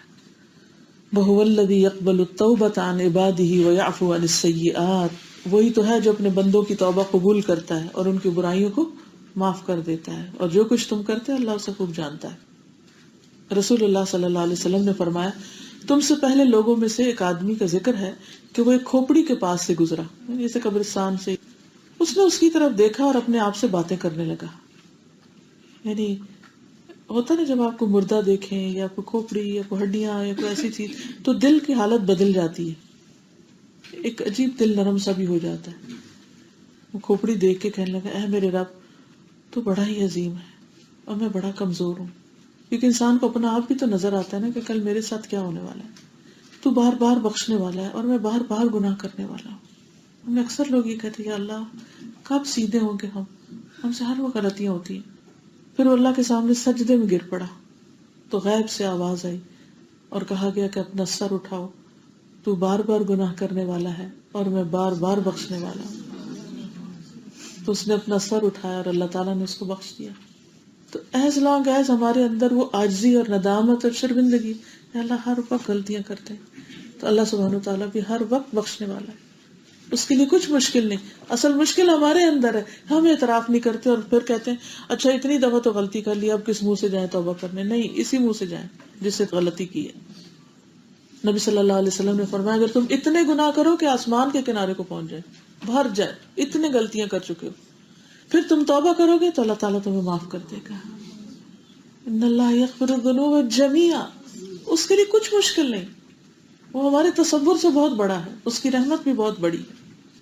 بجائے اس کے کہ انسان کڑتا رہے، جلتا رہے، یہ میری غلطی کی وجہ سے یہ رکاوٹ آ گئی، وہ مسئلہ ہو گیا، اب میں تو کچھ کر ہی نہیں سکتا زندگی میں، ڈپریشن میں چلا جائے اور مایوسی میں نہ ہو گئے. بس توبہ کی طرف توجہ زیادہ ہو جائے اور نیک کاموں کی طرف اور اصلاح کی طرف. اللہ سبحانہ وتعالیٰ اتنا خوش ہوتا ہے جیسے کسی کو صحرا میں اس کا اونٹ مل جائے کھونے کے بعد. رسول اللہ صلی اللہ علیہ وسلم نے فرمایا لوگوں اللہ سے توبہ کرو، میں دن میں 100 بار اللہ سے توبہ کرتا ہوں. حالانکہ آپ کے تو کوئی گناہ بھی نہیں تھے. تو اپنی عادت بنا لیں کہ کم از کم دن میں 100 بار استغفار ضرور کریں. پھر فرمایا انکم لن تبلغوا ضری فتضرونی ولن تبلغوا نفعی فتنفعونی، کہ تم میرے نقصان کو نہیں پہنچ سکتے، مجھے کوئی نقصان نہیں دے سکتے اور نہ تو مجھے کوئی نفع دے سکتے ہو. یعنی بندہ اللہ تعالیٰ کو کچھ نہیں بگاڑ سکتا اور اس کو کچھ بھی نہیں دے سکتا. تو یہ یاد رکھنا چاہیے کہ نفع نقصان کا مالک صرف اللہ ہے، اللہ، اور وہ اپنے بندوں سے بالکل بے نیاز ہے. اسے بندوں کی کسی چیز کی ضرورت نہیں، نہ کسی کی عبادت کی، نہ سجدوں کی، نہ تسبیح کی، کسی بھی چیز کی. تو اس لیے ہمیں اسی کی طرف رجوع کرنا چاہیے اور اس کے علاوہ کسی اور سے نہیں مانگنا چاہیے اور کسی اور کی طرف نہیں جھکنا چاہیے. اور پھر ساری مخلوق بھی اللہ کا انکار کر دے، کفر کر لے، تو بھی اللہ کو نقصان نہیں. اور ساری مخلوق سب سے زیادہ اطاعت گزار فرما بردار بن جائے تو بھی اللہ تعالیٰ کو کوئی فائدہ نہیں. اللہ تعالیٰ فرماتے ہیں وَلَا يَحْزُنْكَ الَّذِينَ يُسَارِعُونَ فِي الْكُفْرِ إِنَّهُمْ لَن يَضُرُّوا اللَّهَ شَيْئًا. اور وہ لوگ تجھے غمزدہ نہ کریں جو کفر میں جلدی کرتے ہیں، بھاگتے دوڑتے ہیں، وہ اللہ کو ہرگز کچھ نقصان نہیں دیں گے. پھر جو اللہ کے راستے میں جد و جہد کرتا ہے، کوشش کرتا ہے، وہ بھی اس کے اپنے فائدے کے لیے، اللہ کو کچھ فائدہ نہیں. اگر ہم 10 لوگوں کو مسلمان کر لیتے ہیں تو اس کا فائدہ ہمیں ملے گا، وہ بینیفٹ ہم تک پہنچ. اللہ تعالیٰ کو کوئی فائدہ نہیں کہ آج 10 لوگ زیادہ ہو گئے، اس میں ساری کائنات اس کے آگے جھکی ہوئی ہے، اس کی تسبیح کر رہی ہے، اس کی بات مان رہی ہے. چند بندے اگر نہیں مان رہے تو اس کا کیا نقصان ہے؟ کچھ بھی نہیں. پھر فرمایا وَمَنْ جَاهَدَ فَإِنَّمَا يُجَاهِدُ لِنَفْسِهِ إِنَّ اللَّهَ لَغَنِيٌّ عَنِ الْعَالَمِينَ. جو جہاد کرتا ہے، جد و جہد کرتا ہے، محنت کرتا ہے، کوشش کرتا ہے، وہ اپنے فائدے کے لیے کرتا ہے. بے شک اللہ ساری دنیا والوں سے بے نیاز ہے. اگر کوئی شکر کرتا ہے تو اپنے لیے کرتا ہے، نہ شکری کرتا ہے تو اللہ کو کوئی نقصان نہیں دے سکتا. پھر فرمایا یا عبادی لو ان اولکم و آخرکم و انسکم و جنکم، آخر تک کہ اگر تم بندے انسان اور جن اول آخر پہلے آنے والے اور بعد میں آنے والے ایسے شخص کی طرح ہو جائیں جس کا دل سب سے زیادہ متقی، تو بھی اللہ تعالیٰ کی بادشاہی میں کوئی اضافہ نہیں، کیونکہ ہر چیز پر اس کی حکومت چھائی ہوئی ہے. للہ ملک السماوات والارض وما فیہن وہو علی کل شیء قدیر. سورۃ المائدہ 120. اللہ ہی کے لیے آسمانوں اور زمین کی بادشاہت اور اس کی بھی جو ان میں ہے، ہر چیز کا مالک وہ ہے، اور وہ ہر چیز کو پورا اختیار بھی رکھتا ہے، قدرت بھی رکھتا ہے. تو اس لیے اگر کوئی اللہ کو دے گا تو وہ بھی اسی کی چیز ہے نا جو اس کو دے گا. جیسے ہم صدقہ خیرات کرتے ہیں تو وہ اپنے پاس سے تھوڑی کر رہے ہوتے ہیں، وہ بھی تو اللہ ہی کی دین ہے نا جو ہمیں ملی ہوئی ہے. یعنی اگر ہم اپنا سب کچھ بھی دے دیں، اگر اپنی جان بھی دے دیں نا، تو کیا دیا؟ یہ جان دی کس نے؟ دی اسی کی تھی، واپس چلے گی اس کے پاس. ہمارا تو کچھ بھی نہیں اس میں. تو کبھی دے کے یہ نہ سوچے اچھا میں نے اپنی چیز دے دی، وہ بھی تو مجھے بھی تو اللہ نے دی تھی نا، میری اپنی کہاں سے تھی. تو اس سے دینا بھی آسان ہو جاتا ہے اور انسان خوشی سے دیتا ہے پھر. تو اگر سارے لوگ اولیاء اللہ بن جائیں، متقی پرہیزگار بن جائیں، تو بھی اللہ تعالیٰ کو کوئی فائدہ نہیں، اور سارے لوگ سخت بدکار بن جائیں تو بھی اللہ تعالیٰ کا کچھ نقصان نہیں. اے میرے بندو، یا عبادی لو ان اولکم وآخرکم وانسکم وجنکم علی افجر قلب رجل واحد منکم، کہ اگر اول و آخر جن و انس اس آدمی کی طرح جو سب سے زیادہ برا بدکار ہے، تو بھی اللہ تعالیٰ کو کچھ بھی نقصان نہیں. اصل میں نا اگر ہم اللہ تعالیٰ کی قدر پہچان جائیں، اس کا مقام پہچان جائیں، تو یہ سارے اشکال دور ہو جائیں. ہوتا یہ کہ ہم اللہ تعالیٰ کو بندوں کی طرح سمجھنے لگتے ہیں کہ اگر ہم کسی کو فائدہ نہیں دیں گے تو اس کا نقصان ہو جائے گا، اور اگر کسی کی بات نہیں مانیں گے تو اس کا کچھ بگڑ جائے گا. اللہ تعالیٰ کے ساتھ ایسا کچھ بھی نہیں ہے. پھر اسی طرح اگر سارے کھلی زمین میں کھڑے ہو کر اللہ تعالیٰ سے ہر چیز مانگے اور اللہ تعالیٰ سب کو دے، یعنی اس زمین پر کتنے لوگ ہوں گے تقریباً؟ کسی کو انداز؟ زمین کی آبادی کتنی؟ 5 to 6 بلین. اگر یہ سارے کے سارے باہر نکل کے اللہ تعالیٰ سے دعائیں مانگنے لگے اور اتنا مانگے جو ان کو چاہیے، کہ اللہ ساری زمین بھر سونا مجھے دے دے، کوئی کہے کہ مجھے آسمان بھر سونا دے دے، کوئی کچھ مانگے کوئی کچھ مانگے، اور اللہ تعالیٰ سب کو دے دیں، سارے بلین ٹریلینز کو، پھر بھی کچھ کمی نہیں ہوگی، اس لیے کہ پھر بھی وہ اسی کی ملکیت ہے. ہم نہیں مالک ان چیزوں کے جو ہمیں ملے بھی، اصل کنٹرول تو اسی کے پاس ہے. تو اس لیے اس کی بادشاہت میں کچھ کمی بھی نہیں ہوتی. اور جیسے اس روایت میں آتا ہے نا کہ جیسے سوئی کو سمندر میں داخل کر کے باہر نکالے تو سمندر میں کیا کمی آئے گی؟ اتنی بھی نہیں آئے گی جتنی سمندر کے پانی میں سے کمی آتی. حدیث میں آتا ہے اللہ تعالیٰ کا ہاتھ بھرا ہوا ہے، اسے کوئی خرچ کم نہیں کرتا، جو دن رات وہ کرتا رہتا ہے. کیا تمہیں معلوم ہے کہ جب سے زمین و آسمان کو اس نے پیدا کیا کتنا کچھ خرچ کر دیا، اس سارے خرچ نے اس میں کوئی کمی نہیں کی جو اس کے ہاتھ میں ہے. اس کا عرش پانی پر تھا اور اس کے دوسرے ہاتھ میں ترازو ہے جسے وہ اٹھاتا اور جھکاتا رہتا ہے. یعنی ایک ہاتھ میں اس کے سارے خزانے ہیں جن میں سے وہ جو بھی خرچ کرتا کمی نہیں آتی، دوسرے ہاتھ میں ترازو. انما ہی اعمالکم احصیھا لکم ثم اوفیکم ایھا، یہ تمہارے اعمال ہیں کہ جن کو میں مکمل طریقے سے گن کر محفوظ کر رہا ہوں، نہ اس میں کوئی اضافہ ہوگا نہ کمی. یا رب جو بھی ہم کرتے ہیں گن گن کے رکھا جا رہا ہے. اللہ اکبر، گن گن کے. ہمیں نہیں پتا آج تک ہم نے کتنے پیسے اللہ کے راستے میں دی. کچھ پتا کسی کو؟ آپ اپنے بینک کا بیلنس چیک کر سکتے ہیں، اس کی اسٹیٹمنٹ دیکھ سکتے ہیں، آن لائن دیکھ سکتے ہیں، مختلف ایپس کے ذریعے آپ اپنا ریکارڈ مینٹین کر سکتے ہیں. لیکن آج تک آپ نے اللہ کے راستے میں کیا دیا آپ کو نہیں یاد، کچھ یاد. لیکن اس کے ہاں ایک ایک پینس تک لکھا ہوا ہے کس نے کتنا دیا. حدیث کا یہ حصہ بڑا ہی اہم ہے. اے میرے بندو، انما کا لفظ یاد رکھے، پچھلی دفعہ میں نے آپ کو حسر کا بتایا تھا کہ یہ تمہارے اعمال کے سوا کچھ بھی نہیں، ان کو مکمل طریقے سے گن کر حفاظت کے ساتھ رکھ رہا ہوں، گن گن کے. نہ اس میں اضافہ ہوگا نہ کمی، کوئی اور اس میں کچھ بھی نہیں کر سکتا، کوئی لوٹ مار نہیں کر سکتا. احصیھا لکم، پورے اسٹیٹسٹکس جمع، ان کی کوانٹٹی، ان کی کوالٹی، ان کے ہر چیز سب کچھ لکھا ہوا ہے. کتنے کپڑے پہنے، کتنے کھانے کھائے، کتنی بوسٹنگ کی، کتنی کس کی مدد کی، ایون کتنی تلاوت کی، کتنے حرف پڑھے، کیونکہ ہر حرف پہ 10 نیکیاں ملنے والی ہیں نا، تو گنے ہوئے سارے. آپ چاہیں تو اور بڑھا لیں، کتنی دفعہ لا الہ الا اللہ کہا. اور اسی طرح برائیاں بھی، کتنے جھوٹ بولے، کتنی غیبتیں کی، سب کچھ لکھا ہوا ہے. اور پھر ثم اوفیکم ایھا، سب پورا پورا تمہیں واپس دے دوں گا. کر ہم رہے ہیں، ریکارڈ وہ رکھ رہا ہے، ریکارڈ وہ رکھ رہا ہے. اور پھر وہ سارا جمع کر کے واپس دے گا. تو کیا ملے گا ہم کو؟ جو ہم نے کیا. تو فکر کس بات کی ہونی چاہیے؟ کچھ کرنے کی، کہ اور کر لیں اور کر لیں اور کر لیں. لیکن ہماری فکریں کس بات کی؟ کچھ اور مال جمع کر لیں دنیا کے لیے، جو چھوڑ کے جانا ہے اسے اور جمع کر لیں. آگے بھیجنے کی فکر کم ہے، یہاں چھوڑنے کی فکر زیادہ ہے. کس قدر حماقت ہے، کس قدر حماقت. وہ چیزیں جو آگے چاہیے، جو ہم ہی کو ملنی ہے، کسی نے نہیں لے جانی، ان کی کوئی فکر نہیں کہ کتنی اکٹھی ہوں. اور جو پیچھے رہ جانی ہے وہ جوڑ جوڑ سنبھال سنبھال سنوار سنوار کے رکھتے ہیں، جن کی بعد والوں کو کوئی قدر بھی نہیں ہونی. اگلی جنریشن نے کیا کرنا ہے؟ چیریٹی والوں کو بلانا ہے، وہ پورا گھر خالی کروا دینا کہ اس میں سے ہمیں کچھ نہیں چاہیے. تو بہتر نہیں آپ خود ہی چیریٹی میں دے دیں جو آپ نے نہیں استعمال کرنا، جو وبال جان بنا ہوا ہے، جو 2 سال سے ٹچ بھی نہیں کیا. آگے کب کرنا ہے؟ صرف دل کی ٹیک کے لیے، کیا پتا کبھی کام آ جائے. کباڑ خانہ خود ہی جمع کر کے رکھا. اپنی ایک ہیبٹ بنا لیں، ہر تھوڑے عرصے کے بعد چھانٹی شروع کر دیں. ایک ایک وارڈروب، ایک ایک ڈرار، ایک ایک چیز کی کیا پڑا ہوا ہے، کس کے لیے کیوں رکھا ہوا ہے. یا کسی اور کا تو نہیں جو میرے پاس پہنچا اور واپس ہی نہیں کیا. کچھ لوگوں کے اگر کچن میں الماریاں دیکھیں فضول برتنوں سے بھری ہوتی، کس کی ہے؟ جس کا آیا واپس نہیں لوٹایا، زحمت ہی نہیں کی، ان کے سیٹ خراب کر دیے اور اپنے کسی کام کا نہیں. سستی صرف، بس غفلت، اس بات کی پرواہ ہی نہیں کہ کسی کی کوئی چیز امانت بھی ہو سکتی. کسی کا پین لیا ادھر سے ادھر پھینک دیا، رکھ دیا، واپس نہیں کیئر نہیں. حالانکہ اللہ نے تو لکھ لیا اس نے کیا کیا، سب خیانتیں بھی لکھ لی، سب چیزیں، لیکن ہم پرواہ نہیں کرتے. یہ تو ہم امیجن کریں جو بھی آپ کر رہے ہیں سب کے ریکارڈز مینٹین ہو رہے ہیں. اب تو آپ دیکھیے کہ اتنے اتنے کمپیوٹر سافٹ ویئرز ہیں، ساری کیلکولیشن سیکنڈز میں ہوتی ہیں، کیا ان آؤٹ ہوا. پورے اسٹور جو ہیں ان کے پورے ریکارڈز کمپیوٹرز میں ہوتے ہیں. ایک آئٹم نکلتا ہے، ایک دفعہ ٹل کے اوپر جاتا ہے تو فوراً پیچھے کمپیوٹر بتا دیتے کہ اسٹور میں اتنے باقی. اب تو دنیا میں اتنے حساب کتاب ہو گئے. پہلے تو لوگ اسٹاک گن گن کے پورے کرتے تھے نا، تو آٹومیٹکلی ہوتا جاتا ہے.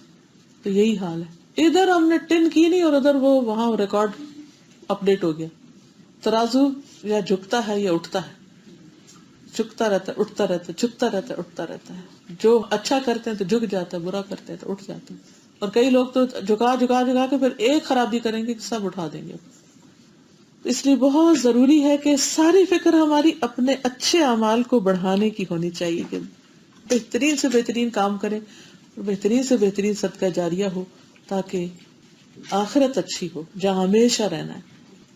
اچھا، مومن کے لیے تو ضروری نہیں اس کے نیک اعمال کا بدلہ دنیا میں اس کو دیا جائے، ملتا بھی ہے، اس کی خیر و برکت بھی ہوتی، لیکن آخرت میں سب اکٹھا کر دے رہے. مگر کافر کے لیے آخرت میں کچھ بھی نہیں، اس کو دنیا میں ہی لوٹا دیا جاتا ہے. من کان یرید حرث الآخرۃ نزد له فی حرثہ ومن کان یرید حرث الدنیا نؤتہ منہا وما لہ فی الآخرۃ من نصیب. جو کہ آخرت کی کھیتی چاہتا ہے ہم اس کے لیے اس کی کھیتی میں اضافہ کریں گے، اور جو کہ دنیا کی کھیتی چاہتا ہے اسے ہم اس میں سے کچھ دے دیں گے، اور آخرت میں اس کے لیے کوئی حصہ نہیں.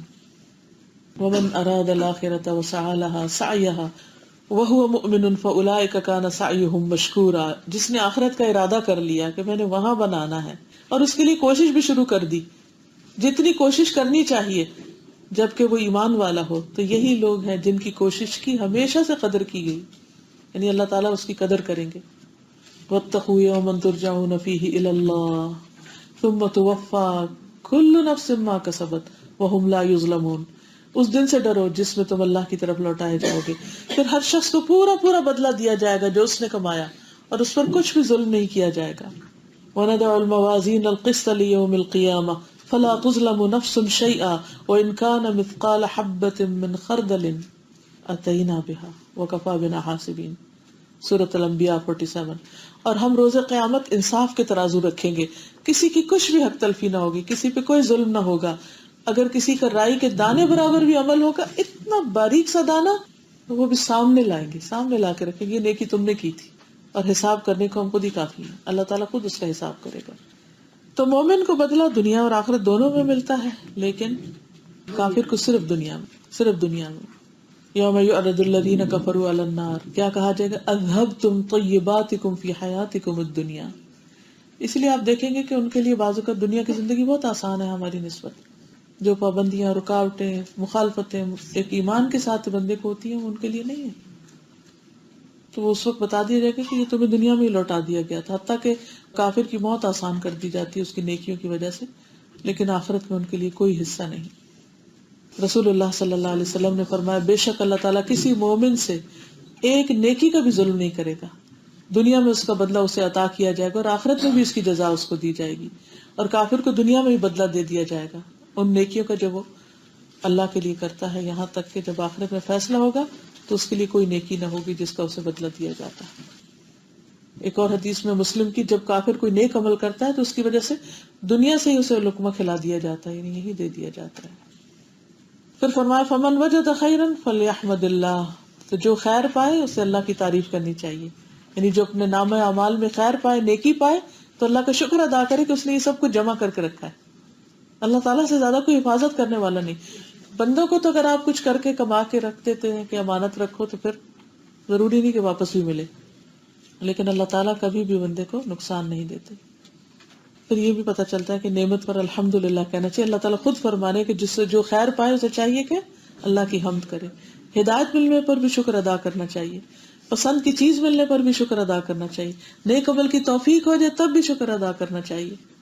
وَمَن وَجَدَ غَيْرَ ذَلِكَ فَلَا يَلُومَنَّ إِلَّا نَفْسَهُ، اور جو اس کے علاوہ کچھ اور پائے، گناہ پائے، ظلم اور زیادتی اپنے اعمال نامے میں پائے، تو اپنے آپ کو ملامت کرے کہ اللہ تعالیٰ نے ظلم نہیں کیا، کہ بندے نے گناہ کیا نہیں اور اس کے نامہ اعمال میں غلط انٹری ہو گئی.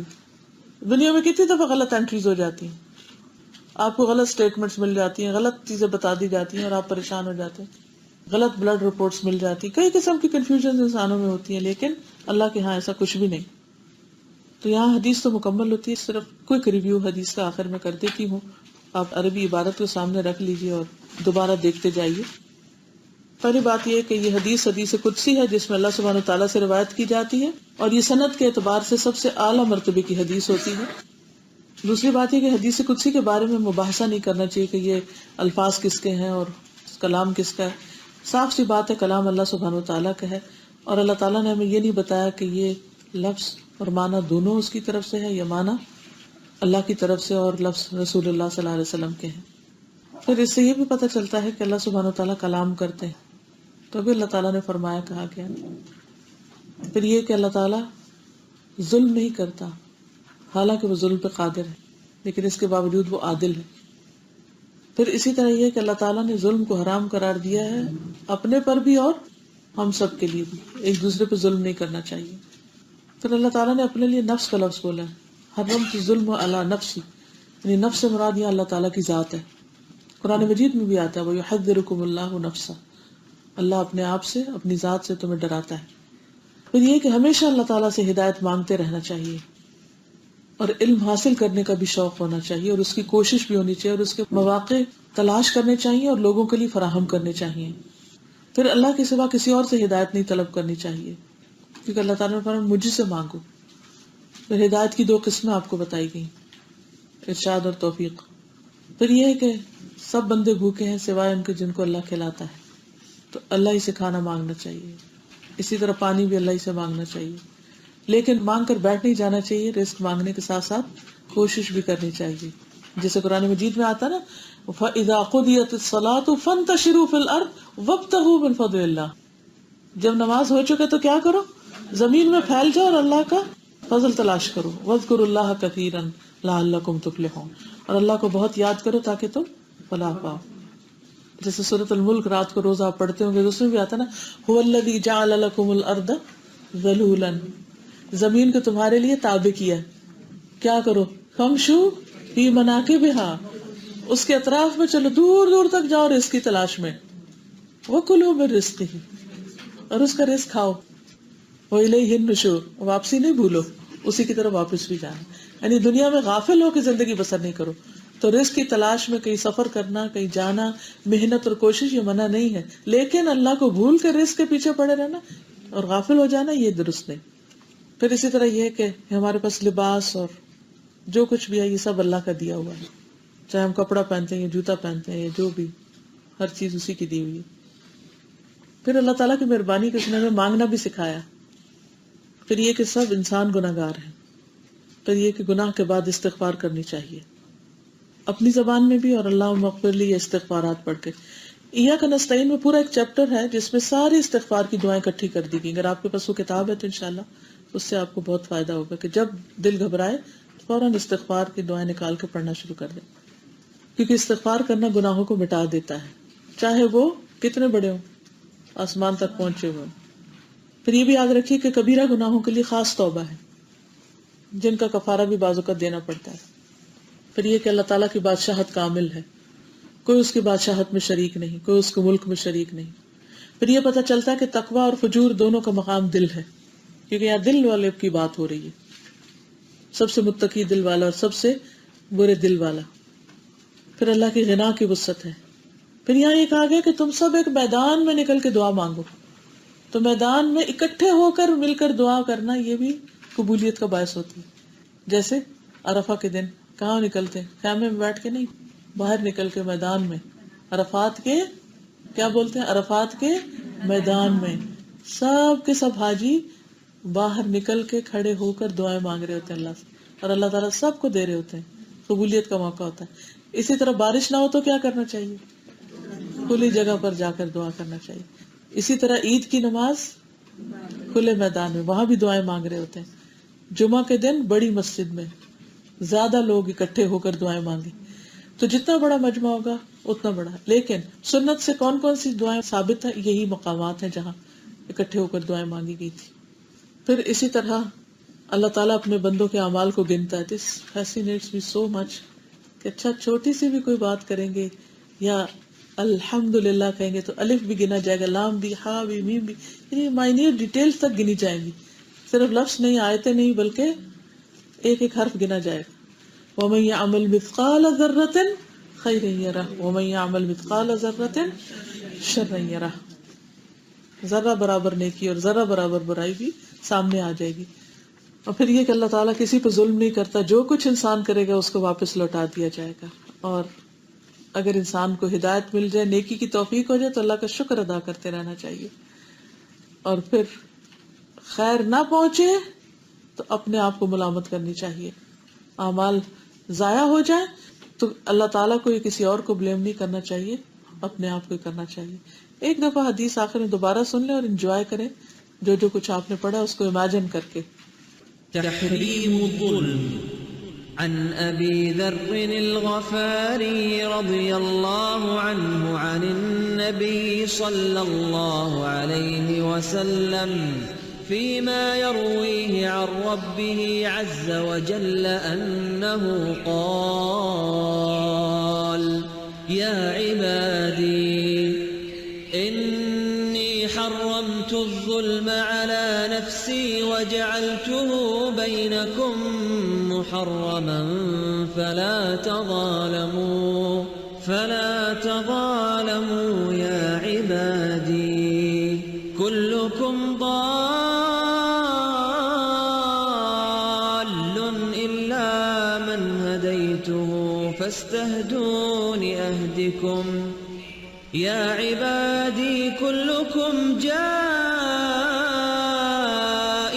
إلا من أطعمته فاستطعمون أطعمكم يا عبادي كلكم عار إلا من كسوته فاستكسون أكسكم يا عبادي إنكم تخطئون بالليل والنهار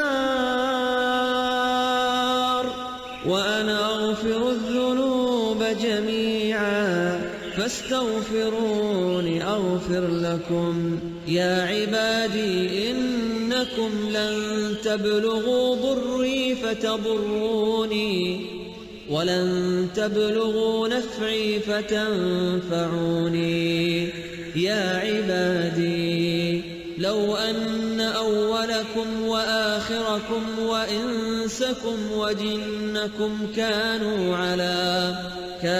على أتقى قلب رجل واحد منكم ما زاد ذلك في ملكي شيئا يا عبادي لو أن أولكم أولكم وآخركم وإنسكم وجنكم كانوا على أفجر قلب رجل واحد منكم ما نقص ذلك من ملكي شيئا يا عبادي لو أن أولكم وآخركم وإنسكم وجنكم قاموا